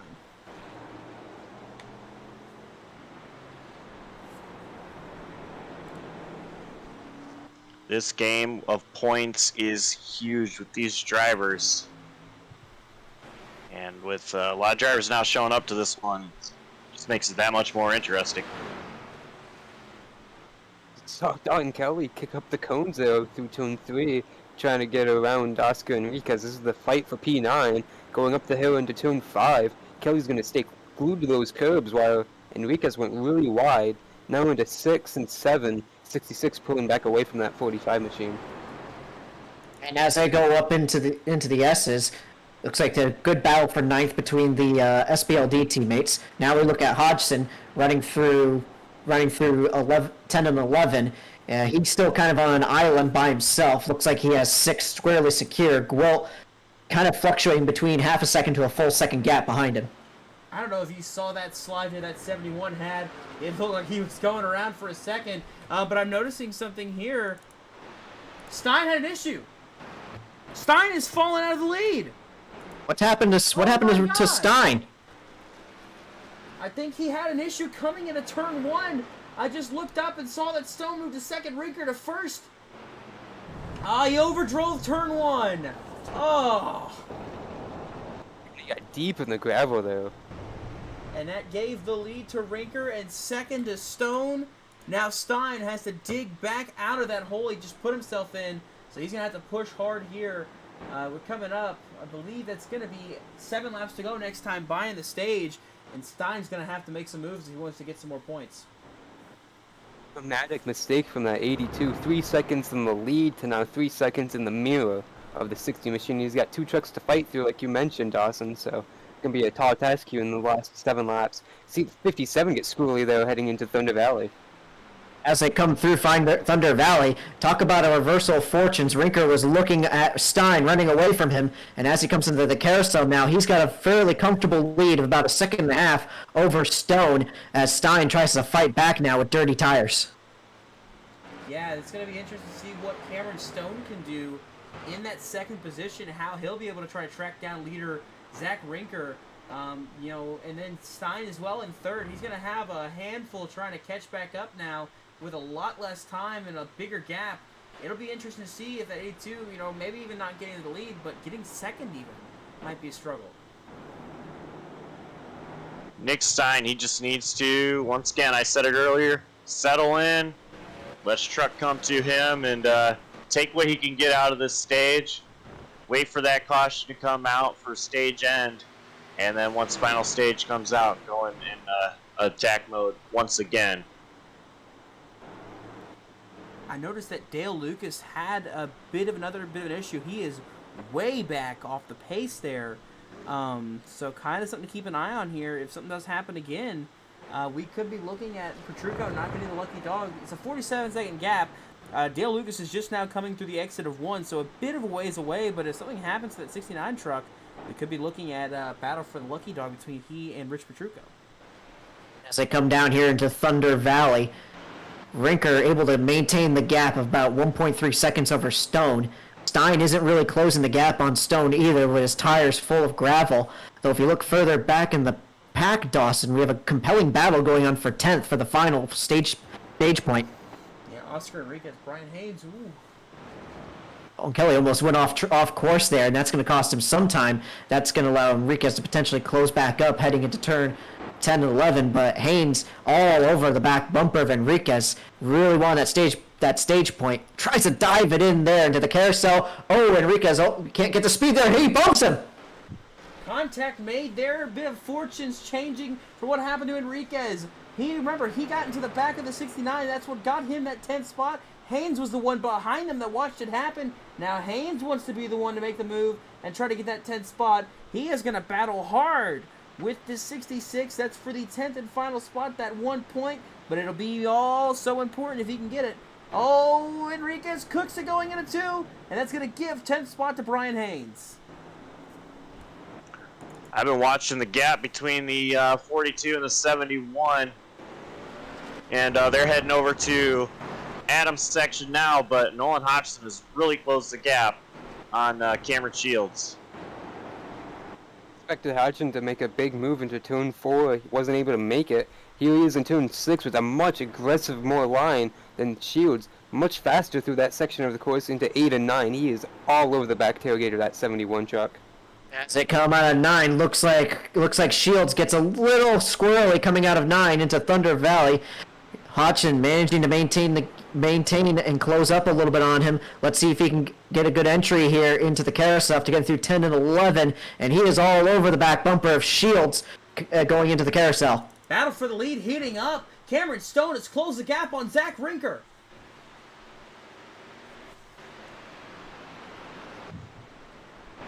Rinker's been in a position very similar to this throughout all of stage 1, just about. Rinker just needs to continue to focus on hitting his marks and looking out the front windshield. First time though we see Cameron Stone up here contest for this lead. He's been kind of just quietly inside the top 5 since that early incident. Deep in the brakes into turn 4. Gonna make up a lot of time going up the hill into 5. See what he can do downhill into 6 and 7. Doesn't seem like he's gonna be able to have a shot this time by on that 60 machine. But he's got him in his sights just where he wants him probably with 5 to go in the stage. And as they come towards 9, you have to wonder what adjustments did Stone make on that truck to dial it in to make it so he was on par with Rinker and Stein. It's about 0.6 of a second now. Still maintaining the gap with Rinker. Rinker getting a little conservative going into 10 and 11. That allows Stone to close up a little bit on the entry going into the carousel. So tight here, another close battle. And both stages now, Zach Rinker has played the role of the mouse as the cat chases him down the track. Just 4 to go here in the stage. We'll have to see, can Rinker hold off Stone's battle here as he tries to come to the race lead. Rinker trying so hard not to allow that gap to shrink. He doesn't want to have to play the game of cat and mouse once again. This battle, though, between Nolan Hodgson and Cameron Shields continues to be super close as they go through turn 2. Hodgson just trying to focus on hitting his marks. Looks like Shields got a little bit better of an exit off turn 2. Now down long straightaway into the kink.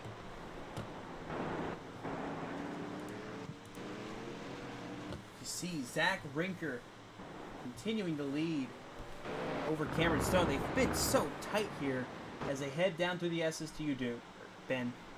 Yeah, and the SS has been one of the weaker areas for Rinker. Looks like he slides it a little bit off 9 going into Thunder Valley, but so does Stone, and that's going to allow him to expand the lead just a little bit by about a tenth and a half, going through 10 and 11, and allows him to take a little bit of a wider entry through the carousel.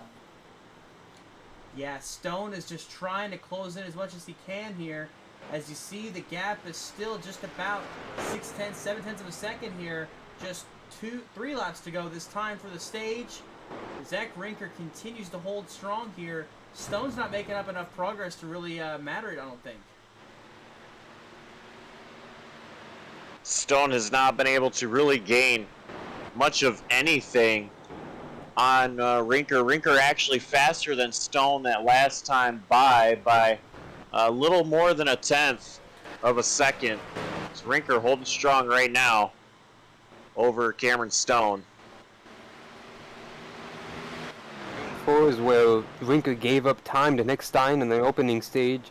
Deep on the brakes was so is Cameron Stone into that corner. He's not able to make as much time as Nick Stein was before, but he's going to be able to pounce into 6, I believe. Huge run into turn 6 for that 57. About 0.6 continues to be that gap, though, for the position into 7 and 8. As they come out of the S's, looks like Stone gains a little bit of time on Rinker. Rinker gets a good exit of 9 into Thunder Valley.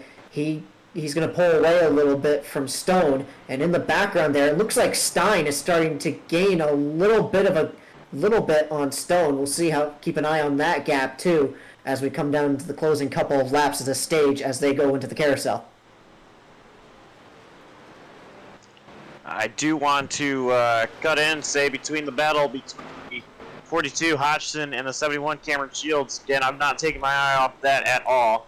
Shields got off track in turn 3, I believe it was, and that allowed Nolan Hodgson to just get around Shields and start pulling away. But the battle between our lead once again.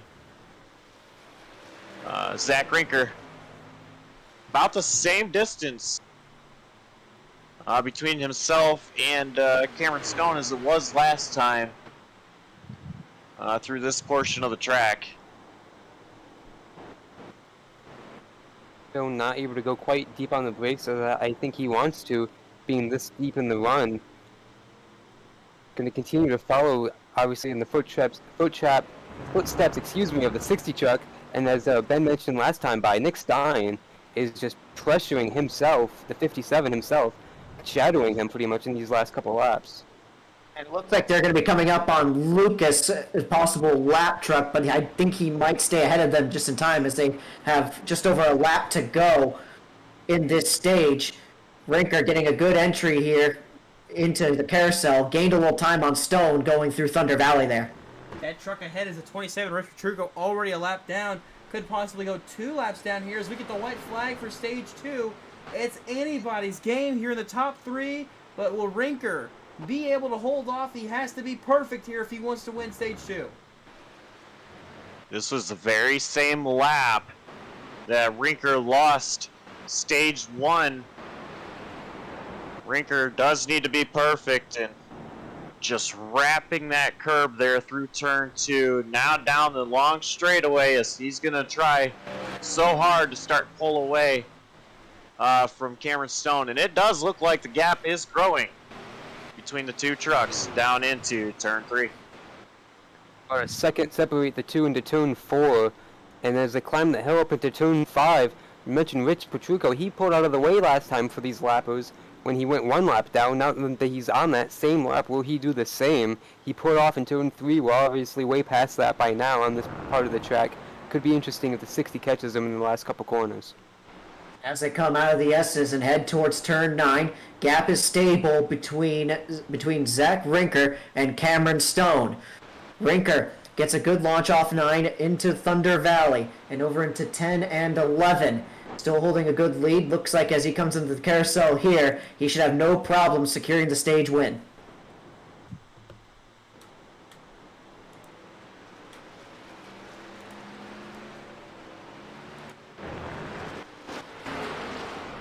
You'll see Zach Rinker wins the second stage here at Mid-Ohio.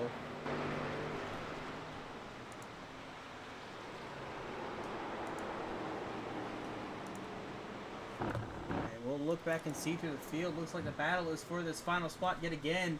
Dalton Kelly, Brian Haynes. Haynes tried to get it in there. Couldn't quite get there. That's for 9th and 10th, and it looks like it's going to go Dalton Kelly, Brian Haynes. All right, man. That will lead us Caution to is the out. stage 2 caution.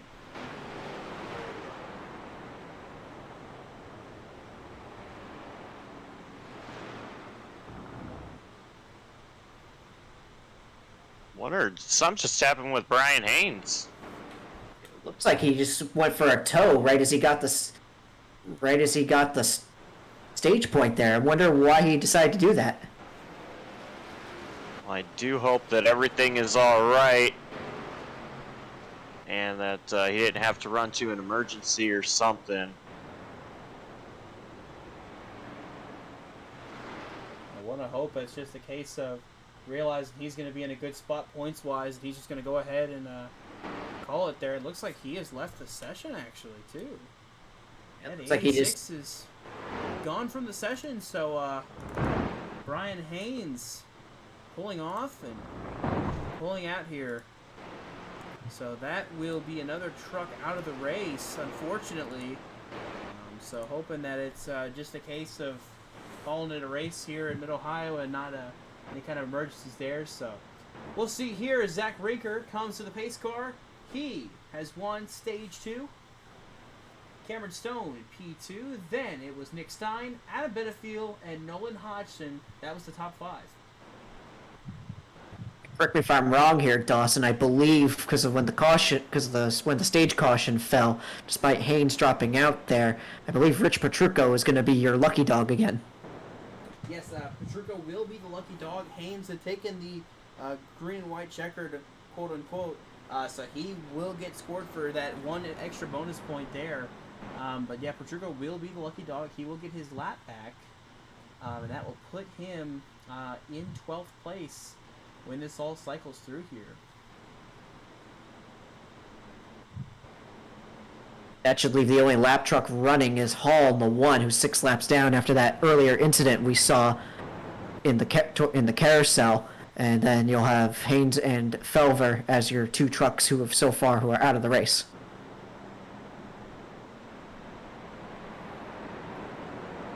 I mean, it's been something about those drivers that I've picked so far that I have jinxed their race. Well, that bug hit that number 1 truck at Dustin Hall, so my apologies, Dustin. I gave you that announcer curse there that I've somehow got. So, so far, I mean, you know, Ben, you picked Nick Stein to win. I think, Josh, you decided on Cameron Stone. You know, they're both running pretty good. Adam, your pick, I want to say you had picked... The man who just left the session, unfortunately. Yeah, Brian Haynes. Yeah, that's right. How did none of us pick Rinker? Now, that's a good question.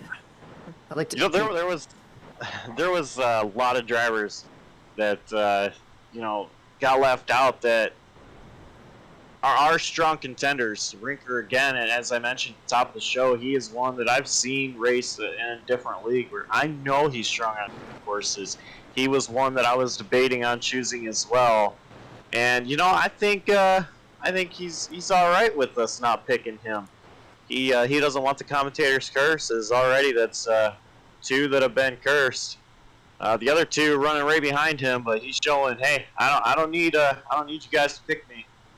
I'm a fast truck, and I'm going for the win. Since I can't make a pick, I'll just make an honorary pick. I'd say watch out for that 83 and a Benefield. 4th exiting pit road here, just behind Rinker, Stone, and Stein. Then Hodgson 5th, Shields in 6th, Wilt 7th, Fryer 8th, Dalton Kelly 9th, and Oscar Enriquez coming out in the 10th position. Those are your 10 trucks that were running up there in the positions. And then, of course, you had Dale Lucas Jr. And just heard something. Someone on fire on pit road? Somebody just blew up. I'm pretty sure that's Lucas. Yeah, he did. Let's rewind that. I looked because I saw a puff of smoke, and I was wondering, who is that? 15, I believe that's the 15 of Carl Felver. Yeah, when he's been sitting there, he's been watching the race. So leaving that truck running has let that truck blow up. So what do you say? On the subject, we give a call to our stage 2 winner. Yeah, let's call up Rinker here and get his thoughts on what he saw, and taking advantage of a little misfortune from Stein during that stage.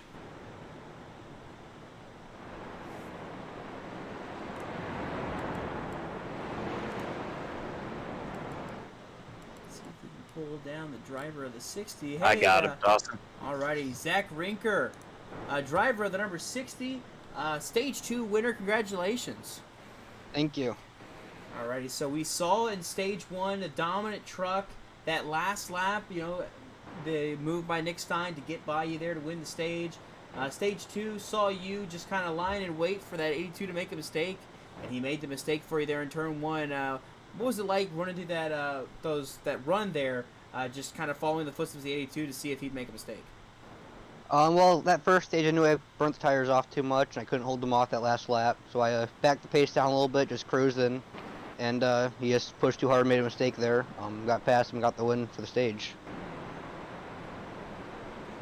So Zach, it looked like during the course of that stage, despite you had Cameron Stone was on you, but it looked like you were doing a good job and managed to improve your time through 4-5 in the S's, and were able to maintain kind of that second and a half gap over Stone. Did you find you were able to better your line or something that gave you some improvement in time through there? Yeah, I definitely figured something out in qualifying there. Got the pole barely over, I think it was Rich there. But it's just that section you really can't pass, so any bit that you can pull on the guy behind you helps. And even if you can't, it's not a huge deal as long as you can hold him off in the passing zones.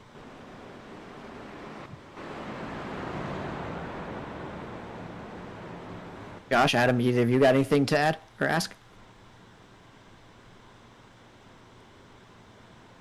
What's it going to take now that you got one last restart to hold off these fast guys, especially a guy like Adam Benefield has been working his way up through the field?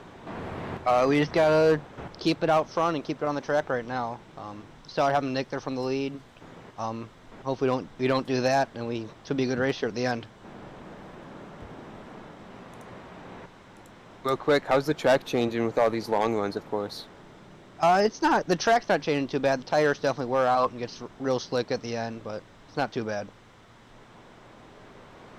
All right, well, we'll let you go here, Zach. Good luck the rest of this run. Let's see if we can give you another interview here later on. All right, thank you. And that was...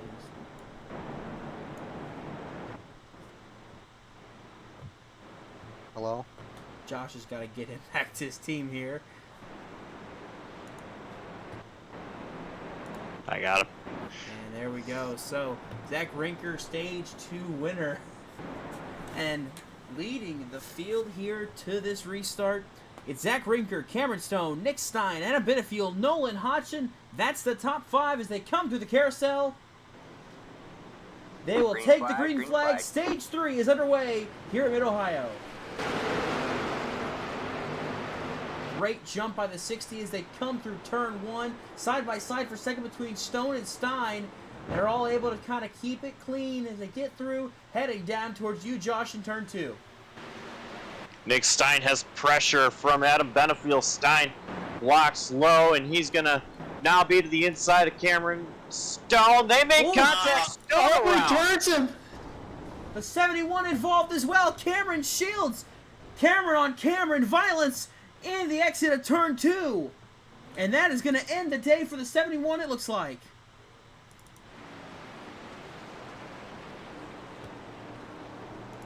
Let's see if we can go back and see what happened there.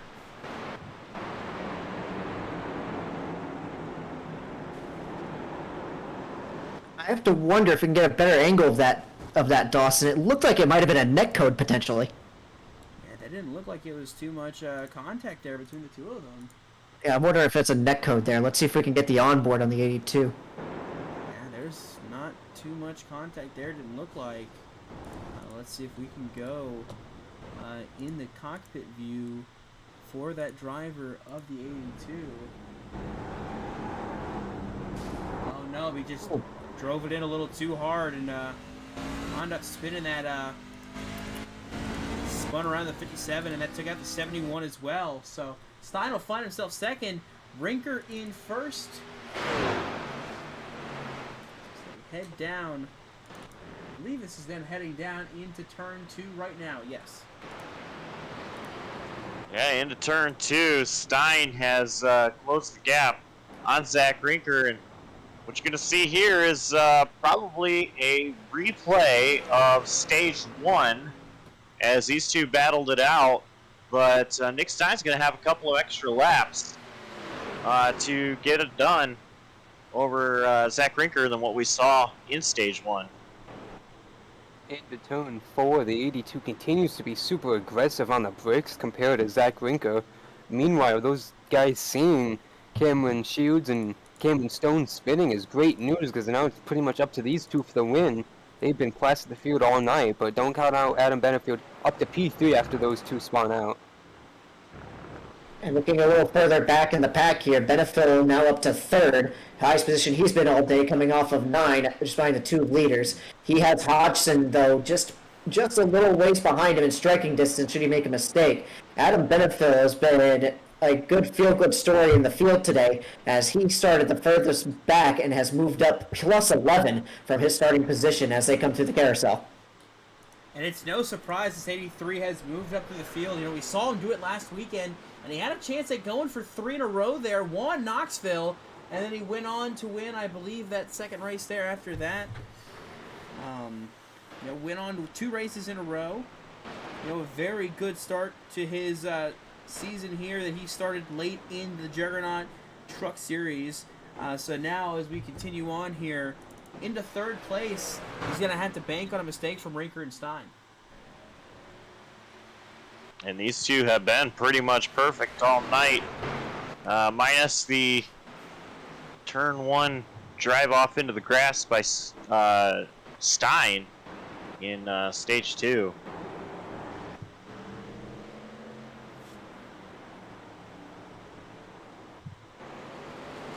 And as they come out of the S's here, Stein all over the back bumper of Rinker, maintaining a 0.3 of a second gap. As they come off of 9, both of them get pretty good exits. Doesn't look like Rinker's going to run away into Thunder Valley away from Stein that much, though carrying a lot of speed through 10 and 11 for Stein. He's going to be all over the back bumper of Rinker as they go into the carousel.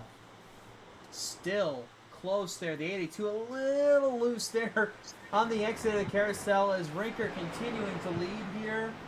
Just 20 laps remaining here at Mid-Ohio. The battle between the 82 and the 60, Stein and Rinker. As this heats up, the 83 of Adam Benefield lying in wait in third. Will he be able to jump on it and steal the race win away? Benefield almost matching the lap times of our second place driver, Nick Stein, who was the fastest truck that last time by. Right now, Rinker the slowest out of the top 3, but Rinker, of course, in the best position out of the top 3. Behind deep into turn 4, carrying the front of his truck almost all the way to the rear tailgate of the 60 machine. Rinker going to continue to defend into turn 6, of course, as he's done all night. And Nick Stein, unable to get around him, is going to peek on the outside into 6 and 7, but not able to make anything as they head through 8 and head to 9. As they head into 9, this is the closest the gap has been all day going into 9. Rinker gets a little sideways there, but manages to hold the speed into Thunder Valley, maintain about a 3 truck length lead over Stein. Stein, though, carries a lot of speed into 10 and 11, and he's going to be all over the back bumper once again. He's going to look for a little bit of a wider arc here in the carousel.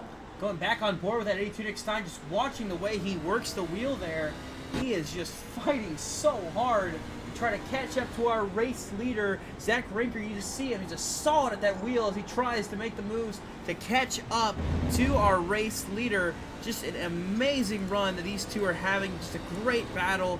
You know, just something so incredible about this race. Just these two continuing on as the laps winding down here at Mid-Ohio. Adam Benefield showing the speed, being the fastest truck that last time by, and wonder if Nick Stein feels like his buddy, teammate Zach Rinker is holding him up just a little bit. If Stein could get by Rinker, could he be the fastest truck out there and try to gap himself from Adam Benefield? We saw him gap the 60 truck really greatly compared to the 60 did early in that opening stage. Nick Stein in stage 2 much faster than Rinker was in stage 1, just in the comparisons of these two, but like you mentioned, Josh, not able to get around and might be costing the 82 in terms of overall speed right now. As they come through Thunder Valley, Rinker has a nice little gap here, though he backs up the entry a little bit through 10 and 11. That allows Stein to close up. Stein diving in there, looking the inside, going into the carousel. Oh, so close between these two teammates here. You would think they're battling for the win right now. It's the last lap. No, we still got plenty of ways to go, and these two are still fighting like it's the last lap. Stein wants to get by the 60 truck so badly here. He wants by Rinker, but he is having to fight hard just to get by him here as they continue on down, heading to the keyhole. Nick Stein taking a little bit of wider entry, trying to get the shallower exit to hopefully help him down this straightaway. And they're separated by about 2 truck lengths.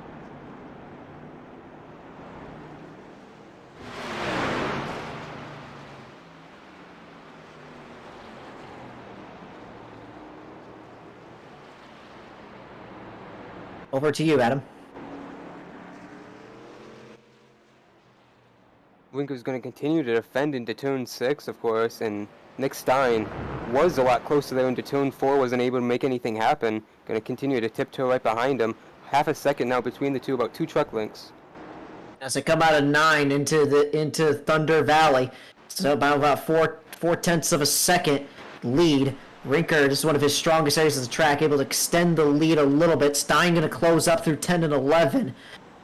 And Gap's going to stay the same, about 3/10 going to the carousel. Rinker went really, really shallow there, hugged that apron, while the 82 went wide as they're trying to find anything they can to get around this track.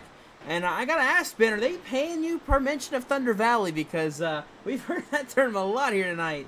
So I didn't know if I need to get in on that cash out there. Well, I did grow up in Vermont, and Thunder Road, which has a similar name, was one of the big tracks I used to go to up in Barrie, Vermont.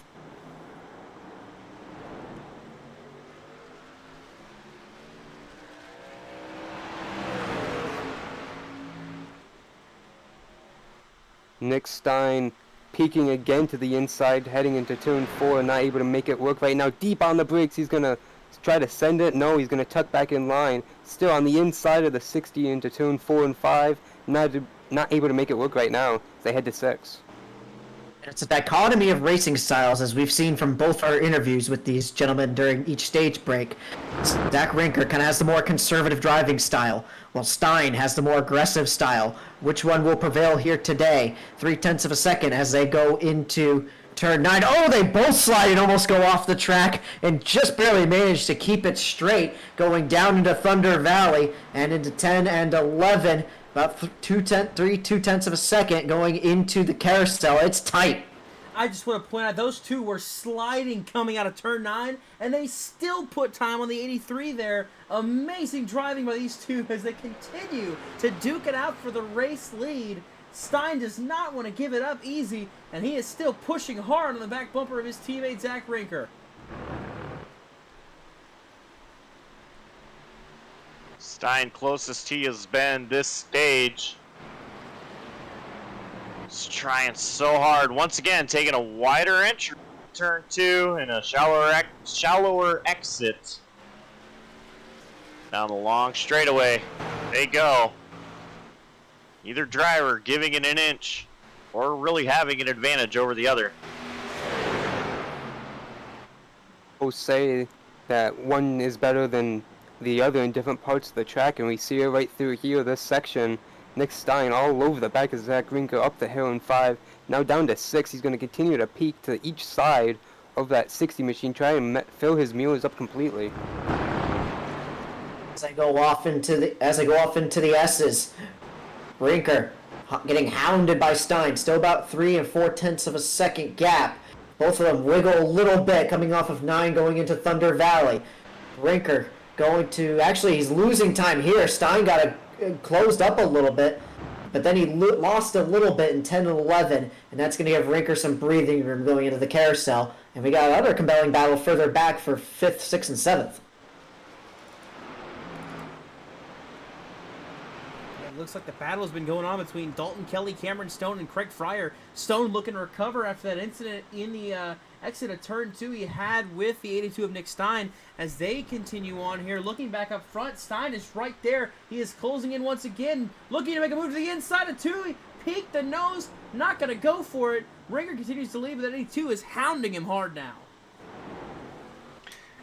I actually am surprised Stein tried to make that move when he did. I thought for sure he might have made a mistake and possibly locked up his tires, but he did a great job at making sure that didn't happen now as they go into turn 3. Into 4, the 82 got to the inside of him. Nick Stein looked like he wanted to back out of it. He thought better of it, and then he did indeed pounce. Now into turn 6, so door to door again, kind of mirroring the last lap of stage 1. They're still side by side up through the S's. This time Rinker doesn't get loose with Stein to his outside. Stein is able to clear him into turn 9.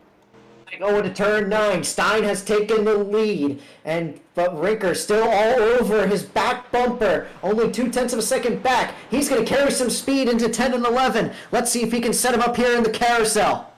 These two are just going to put on a fantastic show and an impressive pass by Nick Stein. Rinker's going to try to get back to him, but also, too, look in the background. Look at how much time that's allowed Adam Benefield to gain on our race leaders. He is cut down by just almost a second here as they continue on into turn 1. The battle's still hot as Rinker now is the one chasing Nick Stein. with just 14 laps to go here at Mid-Ohio. Stein had an interesting exit there off turn 1, maybe getting a little bit sideways. Zach Rinker still right there, as once again you see them take the turn 2 the way they have been, with Stein a little bit wider, Rinker a little bit shallower, rather backwards as it has before, with Stein out in the lead. Hack knocked down the cones going through turn 3 again there, trying any way to get around Nick Stein. Went through turn 4 pretty conservatively, now through 5 and 6, continuing to stay right where he is, losing truck lengths over the 82 just minimally. And as they come out of the S's and head towards turn 9, gap stabilized about half a second. Stein maintained the lead, gets a good exit off of 9 into Thunder Valley. Rinker can't close the gap at all. Let's see if he can carry some speed through 10 and 11 here. Actually going to lose time to Stein going into the carousel. Stein trying to stretch his legs and run away with it. Meanwhile, Rinker and Benefield are going to be the ones chasing here, as we've got just 13 laps to go at Mid-Ohio. Nick Stein, he's going to have to try to keep it on the track this time. Of course, that issue at the middle of stage 2, drove off of turn 1, lost in the stage. This time it's going to have to be a little more perfect, because this will be for the race win and perhaps making it into the playoffs. You know, I said several laps ago, I wondered if Nick Stein, once he got out in front of Zach Rinker, if he was able to, if Stein was going to be able to start to put a gap on himself and Benefield, who seemed like he was pulling in. Well, that last time, Stein was the fastest truck on the track, and it was pretty close between all three drivers, but Stein with the advantage by 2/10 over Adam Benefield in third. Into turn 6 again, Rinko looked to have a little bit of advantage going down the hill from 5, but as Josh mentioned, the distance is going to plateau about half a second between the two for the time being. Gap still maintaining at half a second as they go into 9 and come out. Good exit by both drivers. Still half a second gap between Stein and Rinker. Stein able to keep bringing a lot of speed through 10 and 11. Once again, that allows him to grow the gap a bit over Rinker as they go into the carousel. Heading through the carousel once more, Nick Stein is gaining a little bit more time between himself and Rinker, and he put a little bit of time on himself and Benefield as well. So you see now the top three right here. Anybody makes a mistake, it's pretty much their race over. Just up ahead of our race leaders, it's the 69 of Dale Lucas Jr., currently scored in the 10th position. He is the last truck on the lead lap, and he's not too far up ahead. Of course, multiple incidents for that 69 has left him damaged, but he's been able to recover, and somehow he sits P10 after all of that. So turning a bad day into a good day here that 69's been able to, and a good points day will definitely help him in his quest for the playoffs. Will be concerning if he is going to be a factor. If you're Nick Stein, of course, he is losing about a second to these guys every couple laps. That's not going to be great. If you're Nick Stein, that means very soon. And if he doesn't pull out of the way, could be your lead second gone. And that's obviously something he doesn't want with this few laps remaining. And Dale Lucas is kind of racing by himself right now, no trucks near him. We'll see what he does when he gets caught. As they come up to 9 into Thunder Valley, Stein now has grown his lead to about 1.3 seconds over Rinkler. Got through 4, 5, and the S's a lot better than he did. Grows that gap even more, carrying tons of speed through 10 and 11. And now he's firmly in control going into the carousel this time. And this time, much further ahead, is that 82 truck. He is marching along here, trying everything he can to try to get to that win to lock himself in the playoffs. He's had a couple races this season. He's been in good position to win it, and something's happened, and he's lost it. But now he sits firmly in the lead, 11 laps to go, and starting to pull away from his teammate here, looking to keep going and keep the momentum rolling to take that win and make the playoffs. This will be a good one here. Usually when it gets to about 11 laps to go, you expect the laps to be super short when you're watching the RNPC.com Truck Series. For Nick Stein, that's not the case, as this is a road course as he's working his way around the Dale Lucas. But so I was gonna say, Nick Stein, this is not the case for him, as this is a road course, long track, but this is his kind of specialty of racing. He's used to it. And as they come into Thunder Valley, now lead has grown to almost 2 seconds between Stein and Winkler. We saw earlier there, Lucas got out of the way and made way for him. Firm lead now for Stein going to the carousel. If we look further back, there's a little bit of a battle going on for 7th between Kelly and Fryer. And Gwilt and Stone. Looks like Stone is close up on Gwilt as well. So there's battles for 5th and 7th going on right now. As I come through Thunder Valley, Gwilt holding on to 5th. Stone making a nice comeback after that incident that happened to him earlier. And he's going to look to the inside going into the carousel. A great recovery it's been for the 57. It looks like Gwilt's going to let him have it here. But man, oh man, you got to wonder, everything that 57 went through there with Nick Stein, the fact that he's been able to recover, find himself in the top 5 now, that's just a testament to how good of a driver he is and how well he's been able to maintain and just rebound after it. So, a great recovery for that 57 there of Cameron Stone. Stone, he's got a lot of ground to make up to get up to Nolan Hodgson for 4th place, as the gap is about 4 seconds, give or take, between the two trucks. So a little ground to make up at 10 laps, but I think he's got the pace to do so. If they're speaking of pace as they come into Thunder Valley, if Stein can keep up the pace he's gaining about 4/10 of a lap now on Rinker and firm control. If the only thing is can he avoid making mistakes like he did in stage 2 as he goes into the carousel here. And as we mentioned too, further back, there was a good battle for 7th going on between Dalton Kelly and Craig Fryer. Fryer all over the back bumper of Dalton Kelly. Looks like See them passing Cameron Stone. Stone had another issue, it looks like. He has dropped back now to the 7th position, battling with Dalton Kelly and Craig Fryer. What happened to the 57? Oh! Too hot into 9. Slid in the 9, trying to gain that time back. Cost him about a grand total of 2 spots, and he almost lose it again there. Yeah, he is battling that truck now. It was bad enough he made the tires upset and angry once, and now he's on that same set of tires and spun them out twice. So not very happy with that 57 machine right now. For Cameron Stone, he needs to settle down here, let the tires cool down. There's battle going on behind him between Kelly and Fryer.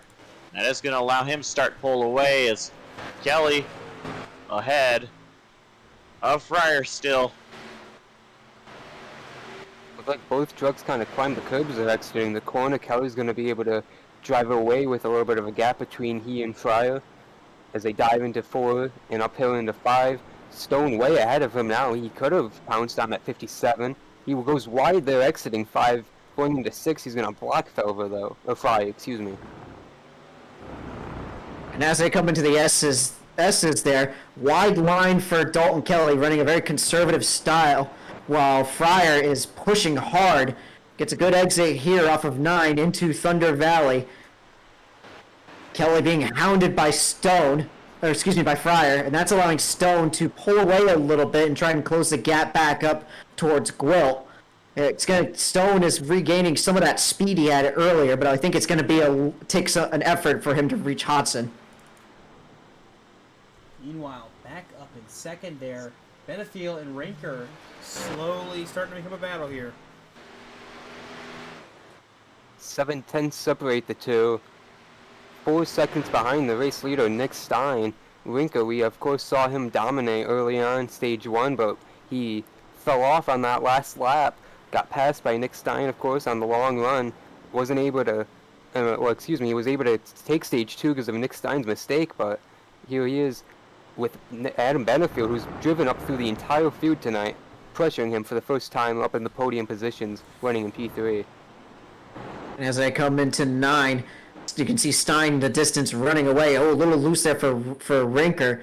One has to wonder if he used up his tires battling with Stein earlier, while Benephile having nobody around him, running a more conservative driving style, has fresher rubber on his tires right now as they go into the carousel, and he is hounding Rinker. Yeah, heating up the battle for second now, as the leader is a distant 4.5 seconds now ahead of second place Zach Rinker. Nick Stein is trying to check out now as he continues his march through the track. Coming down to turn 2, the battle still heating up between Benefield and Rinker. And it appears that both of them going to take a very similar approach into turn 2, as neither driver really has an advantage of the other. Going through the kink, just a small right-hander. Now down into turn 3. Gap between these two, about a half-second difference. Last 2 laps through turns 4. Now Benefield to the back bumper of Zach Rinker for P2 into turn 6. He's going to continue and follow. Obviously not a great passing zone, but we saw Stein get through past Rinker earlier in the race. Benefield is going to continue and follow in the footsteps of that 60 machine right now as they head towards turn 9. Oh, and Rinker gets real loose there off of 9 going into Thunder Valley. That's going to cost him a little bit of speed on exit and allowing Benephile to stay on his rear. Benephile closes the gap a little bit in 10 and 11, and he's going to be all over the back bumper of Rinker as they go into the carousel. As this battle heats up, something I'm looking at here, you'll see right here, here's Nick Stein, your race leader, just back in the back is that battle going on. Just up ahead of our race leader, the number 1 truck, Dustin Hall, teammate, T83. So do we see any games to try to hold him up a little bit to see if that can help Benefield get up there? But, you know, with 6 laps to go, he's going to have to push hard, but, I mean, you never know. This is something to keep an eye out for. Once Stein gets up to Dustin Hall there. By the time he catches him, 5 laps would definitely be enough time to hold him up. The only situation is battle for second place isn't clear and cut. It's a battle for second, and Benefield needs to get past that 60 truck first before he can really have teammates dictate his win for him, you know? Say, head into turn 6 and 7 up the hill, he's going to continue and follow that 60, but he's let him pull away just a little bit as they head back towards turn 9. Zach Rinker's one of his worst corners on the racetrack is going to slide again. Still about a five truck length gap between Rinker and Benefield down through Thunder Valley. And for Rinker, he's trying to, at this point, preserve the field filler racing 1-2 as they go into carousel. As they continue the battle here, looking ahead, that 1 truck, he's caught the back of him. Not seeing Dustin Hall do much of anything to hold up the race leader. He lets him go there, so that settles that question. It wasn't really much of anything there. He let him go immediately, pulled right to the side and let him go. So we're going to see the battle between Rinker and Benefield be for second. And, you know, I think that's going to be it there. No traffic going to be up ahead for Nick Stein. The next closest, Oscar Enriquez, who is going through turn 9 right now. So I definitely don't see the 82 catching Enriquez, barring him spinning out. But now the battle pretty much just settles in for second between Rinker and Benefield. And what? Oh, excuse me. Go ahead. Go ahead, Adam. Benefield to the back bumper there in top of turn 5. Can't quite do anything as they get ready to approach for 6 and a 7. Rinker a little bit wider there than that 83 machine going through 7. And the 83 is going to go really wide off the exit of 8 and head to 9. And as they come to 9 down to Thunder Road, both guys slide off the turn. Though Benefield is there, one has to wonder if this battle continues long enough. If Benefield reaches his teammate as they go into the carousel, could he help hold up Rinker as a pick so that Benefield could get by for second? Yeah, using him as a pick on Stein would have been a wild and outlandish, but using him as a pick for a second place position. Maybe that's not off the table there for this 83 truck here. So as they continue on here, 4 laps to go. You see that one truck just up ahead may help his teammate get second, but Nick Stein, of course, running away. You see a move here coming. Here comes the 83, peeking to the inside. Not going to have it there as they continue here through turn 2. Benefield got all of the curb into turn 2, and I think that might have hurt his exit there. Yeah, Rinker seemed to be pulling just a small gap on Benefield heading into turn 3. One thing I noticed, of course, the most obvious thing as we were watching that onboard shot a lap ago from Adam Benefield is that 60 is sliding all over the place and kind of giving Benefield that preferred line, but he's just not able to do it. This track's way too narrow for these trucks for him to force the issue without causing contact, and if we get into these final couple laps, I wouldn't be surprised to see him push the envelope, especially with his teammate right ahead of him now. It's like going to 9. Oh, and way wide. Wrinkler almost goes off track. The tires are clearly shot. While Benefield still has a decent amount of grip left, he's going to get a good run here through 10 and 11, and that's going to give him the opportunity to be all over the back bumper of Rinker, who takes a shallower entry. Closing in on that lap truck of Dustin Hall. Rinker and Benefield still battling hard, but you see that gap 6 seconds now between Stein and second and third. Checking out is the 82. He is on a mission to make the playoffs, and no one's going to be in his way to stop him now. They're able to get around that lap truck of Dustin Hall pretty easily. Dustin Hall not wanting any part in trying to affect the outcome, but Benefield really strong down this long straightaway. Zach Rinker's going to defend way inside, though, off of entering turn 3 as they head now into turn 4. Big advantage over Benefield, biggest advantage we've seen into this sharp right-hander, but he misses the corner. He doesn't slide quite into China Beach, but he went in the grass, completely missed the pavement. Now he's stuck behind the one truck, and he's going to be seconds behind Adam Benefield for P2. Absolute dagger to the 60. He was running hard all over the big straightaway there and through 3. And now that's going to firmly give Benefield second place. And further back as well, something else to keep in mind is Stone has passed Gwilt for 5th and recovered a bit there.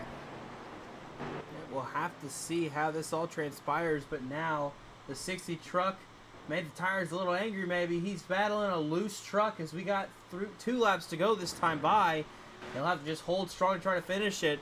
And if he goes off again, Hodgson is not close enough to really strike, but if it's enough to where Zach is to struggle to get back going, Hodgson may be able to capitalize. But yeah, that 82 truck has checked out for the 83 and the 60.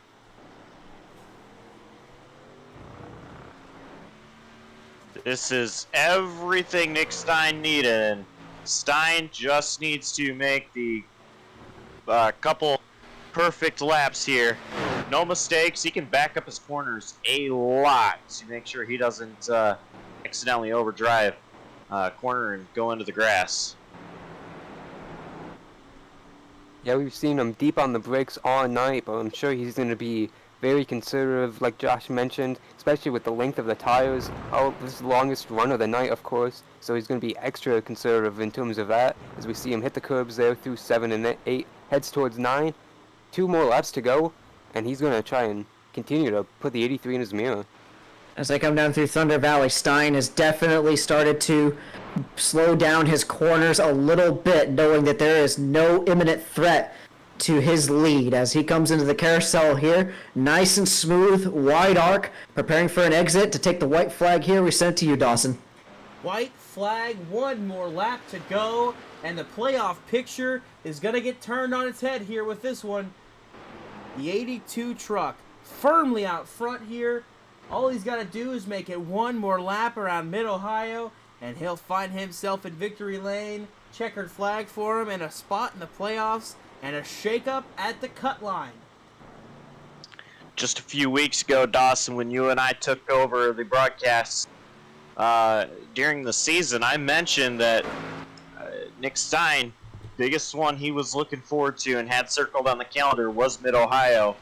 And he definitely had this one circled for sure. He just needs to complete about half more perfect lap. Yep, no pressure. Absolutely right, Dawson. 7 seconds out back to the next truck, and like Josh mentioned, I can see why he circled this track. Very dominant day. We mentioned him not being quite the fastest on the short runs, but was able to get that stage win. Could have won stage 2, but he had a slight mistake, but he's been able to keep it clean and neat since then. Down through Thunder Valley for the final time. Smooth exit off of 9. Here he comes into 10 and 11 through the final time. Stein still growing the lead about 7 seconds. Gets it nice and easy through the carousel. No mistakes as we send it back to call him home. Dawson one more time. Coming through the final corner. Talk about a shakeup. Nick Stein is going to win at Mid-Ohio. Adam Benefield coming out of the final corner will bring it home second. Zach Rinker is going to limp back home. He'll make it to third. What a race. And what a battle for the lead that's been. You know, pretty much that whole race between Stein, Rinker, and then at the end there with Benefield closing it as well. Just an incredible battle we were able to witness there from 3 of the best road course racers here in this league.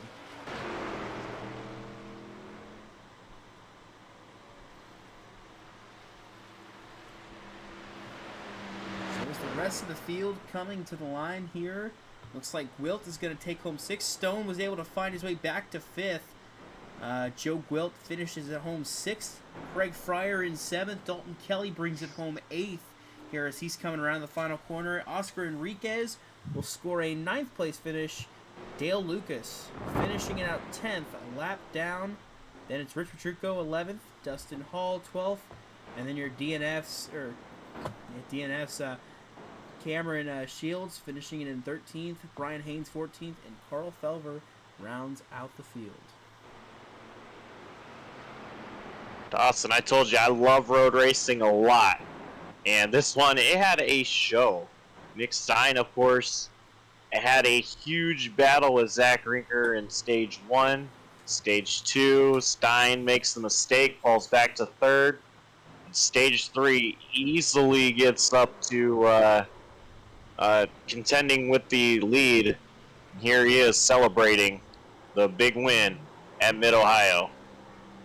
You gotta give hats off to Nick Stein there. Had it not, one has to wonder how much more dominant the performance might have been had he not lost it into turn 1 during stage 2.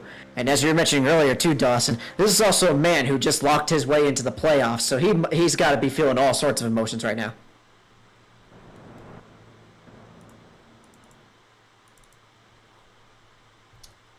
Well, let's see what we got here. I believe Josh has caught up with our 3rd place finisher, Zach Rinker.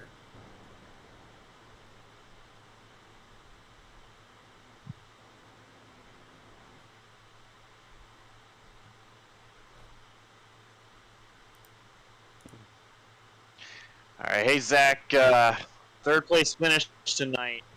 Not the finish you would have liked to have had. That battle there with Adam Benefield at the end of the race. What was the mindset like going through that? I was just trying to survive there. The last 10, 15 laps, their tires were just dead.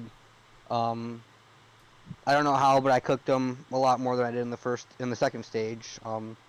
Even worse than what I did in the first stage, but managed to hang on there for 3rd, so not too bad.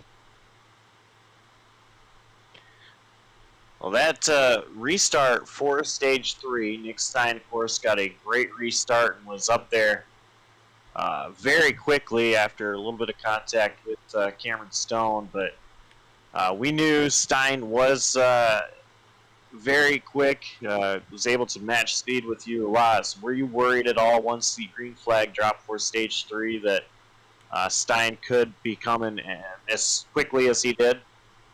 Yeah, I know, both, I think all 4 of us with Nick, Adam, Stone, and me, we were all pretty close on pace there, so just whoever keep the tires on the longest, basically. held him off a little bit, but once he got by, just burnt the tires off there.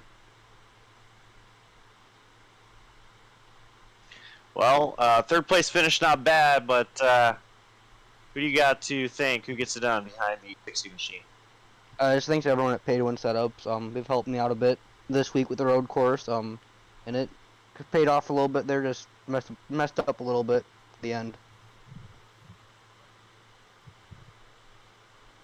All right, well, that was Zach Rinker, tonight's third place finisher, and we go to Ben Smith, I believe, who has Adam Benefiel.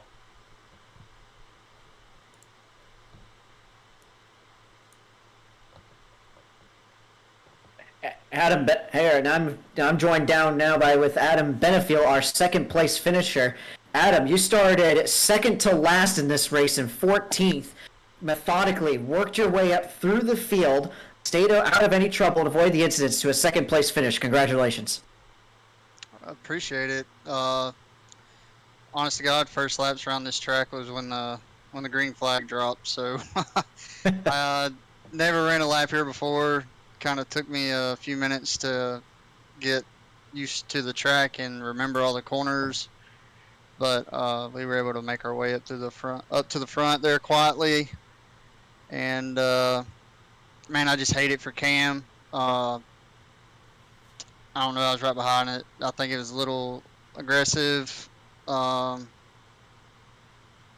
unfortunate, but you know, he's the one that's got to put up with Cam Stone through the playoffs, not me. So, you know, that's his problem, not mine.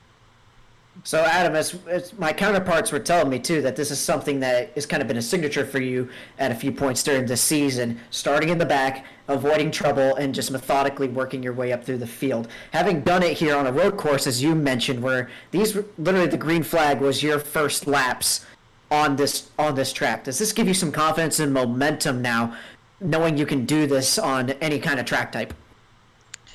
Yeah, I mean, now that you say that, I don't think I have qualified for a race this year, since I joined. But yeah, I mean, it definitely builds confidence, showing that I can be versatile at any type of track. So, I do it to try to give the guys that have the opportunity to race for the championship, kind of let them go and try not to get involved with it. But yeah, you know, hopefully doing it at a dirt track and then a mile and a half and now a road course, maybe all the haters will be quiet and stop talking. Always good to silence the haters there, Adam. And before we go, do you got anybody you want to thank out there? Yeah, the guys at Filter Time, Junior Motorsports, for all they do for us on the coach side and for this, and Team Conti, EPI, Dustin Hall over there at EPI. Me and him work. I just hold a steering wheel, but he builds all these really good setups, and the EPI 2.0 Mid-Ohio setup was pretty sporty. So big thanks to him, y'all, for broadcasting in the league. And thank you for joining us here, Adam. Adam Benefiel, good second place finish. Once again, congratulations, and we look forward to seeing what else you can do during the course of this season. Thanks, man.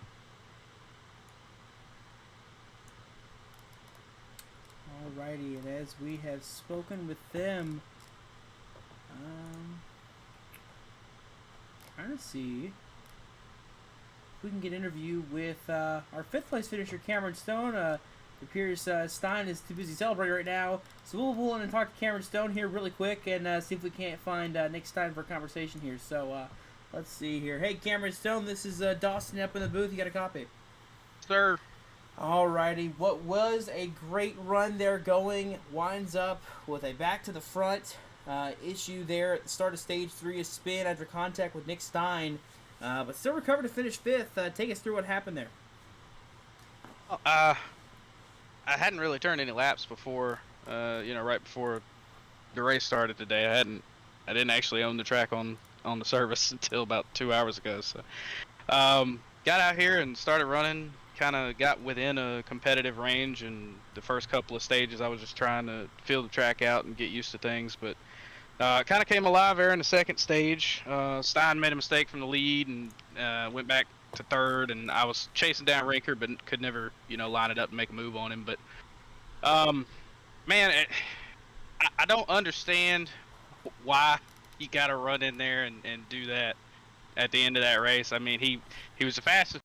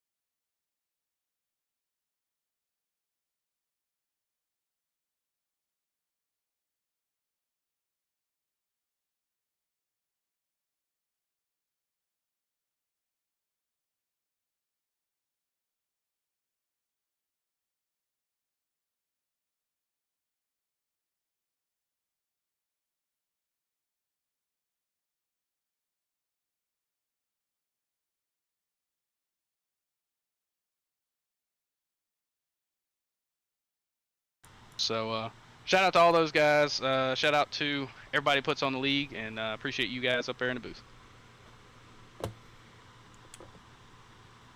Alrighty, Cameron Stone, 5th place finish. Thanks for joining us here. Appreciate you. Y'all have a good one.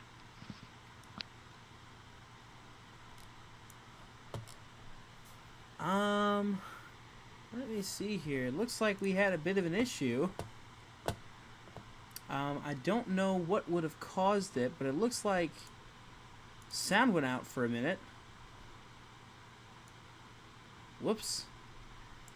I think there might be some hotkeys there somewhere that got everything muted, so let's stay away from that keyboard and see if Josh has got our race winner there next time with him. Well, hey Nick, I mentioned it a few weeks ago when we got on air for our first race of the season that this is one you probably had circled on the schedule.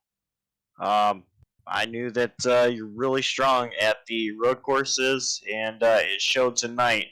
Uh, Powerful stage 1 victory, mistake in stage 2, and a little bit of contact with Cameron Stone there for start of stage 3. So just walk us through the race from your perspective. Well, honestly, from the start, it was actually a little frustrating sitting behind Zach for the entirety of stage 1. I'm not calling him slow or anything in that matter. It's just that was frustrating there at the end of stage 1, and I finally said, screw it, we're gonna send it and hope it sticks, and it ended up sticking there for stage 1. Coming off of coming to the green for stage 3, that me and Cam getting together, that's not how I wanted to pass Cam there. It's just I got tight trying to get a good run off the corner, and we made contact. Sucks that happened, but I mean, yeah. Well, you got that monkey off your back. You got the win. Uh, the rest of the season, of course, up until the playoffs, only a couple races left until then.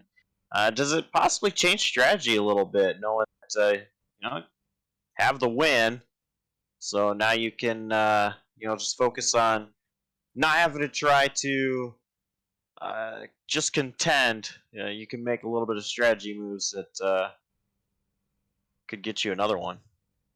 Uh, that's not how I like to approach races. I'm more of one that wants to go for as many points as possible. Now that I do have the win and I am locked into the playoffs, which is what a really big concern for me the last few weeks. It's one of those of I don't think I'll prepare any different than I normally would for these races, so I don't think I would be as conservative or more conservative, I should say.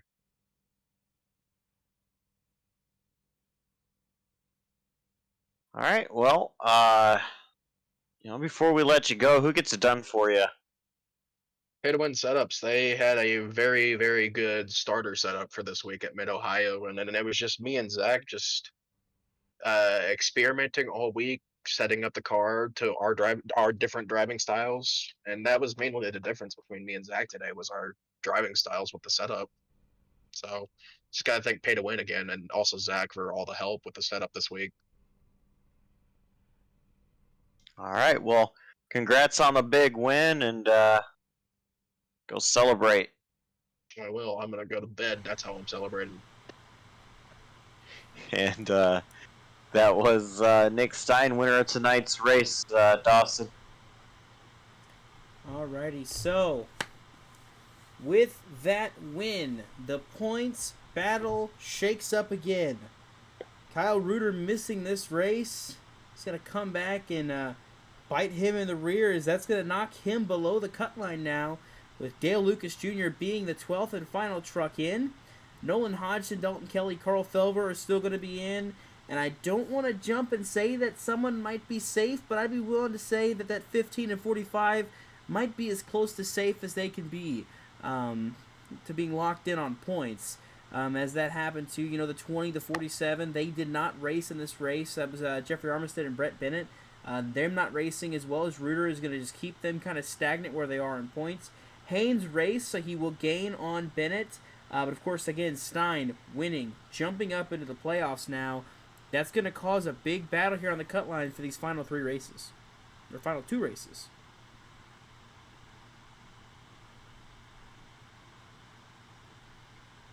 And it was a compelling day today, Dawson. Thank you for having me covering the fourth quarter of the track. Compelling battles all day for the lead. Had some good battles back in the pack as well. I'm looking forward to seeing what goes on through the remainder of the season now that the points are getting into crunch time and we have limited real estate for those remaining playoff spots. Yep, and Josh, what are your final thoughts here before we leave Mid-Ohio? Well, this is everything I expected it to be. A lot of drama, fun racing, and unpredictability. And it was all of that. Great race overall. A lot of craziness, a lot of unknowns that we have to look forward to in the next few weeks leading into the playoffs. But I'm not disappointed leaving Mid-Ohio. Yep, coming into this race, we were hoping for a good one, and we got more than that with an amazing battle for the lead between teammates Nick Stein, Zach Rinker, and then even Adam Benefield coming in, Cameron Stone as well. All were battling for that win. So, for everyone here at JCTV, for Adam Kuhn, Ben Smith, Josh Coppernol, I am Dawson Allen. Thank you for tuning in to this race here at Mid-Ohio. Catch us next week, Wednesday, July 13th. We're going to be at the Magic Mile, New Hampshire, and that's going to leave no one disappointed, I'd say. That's going to be a good one, so tune in next week. 2 races left to the playoffs. The fight is on. 4 spots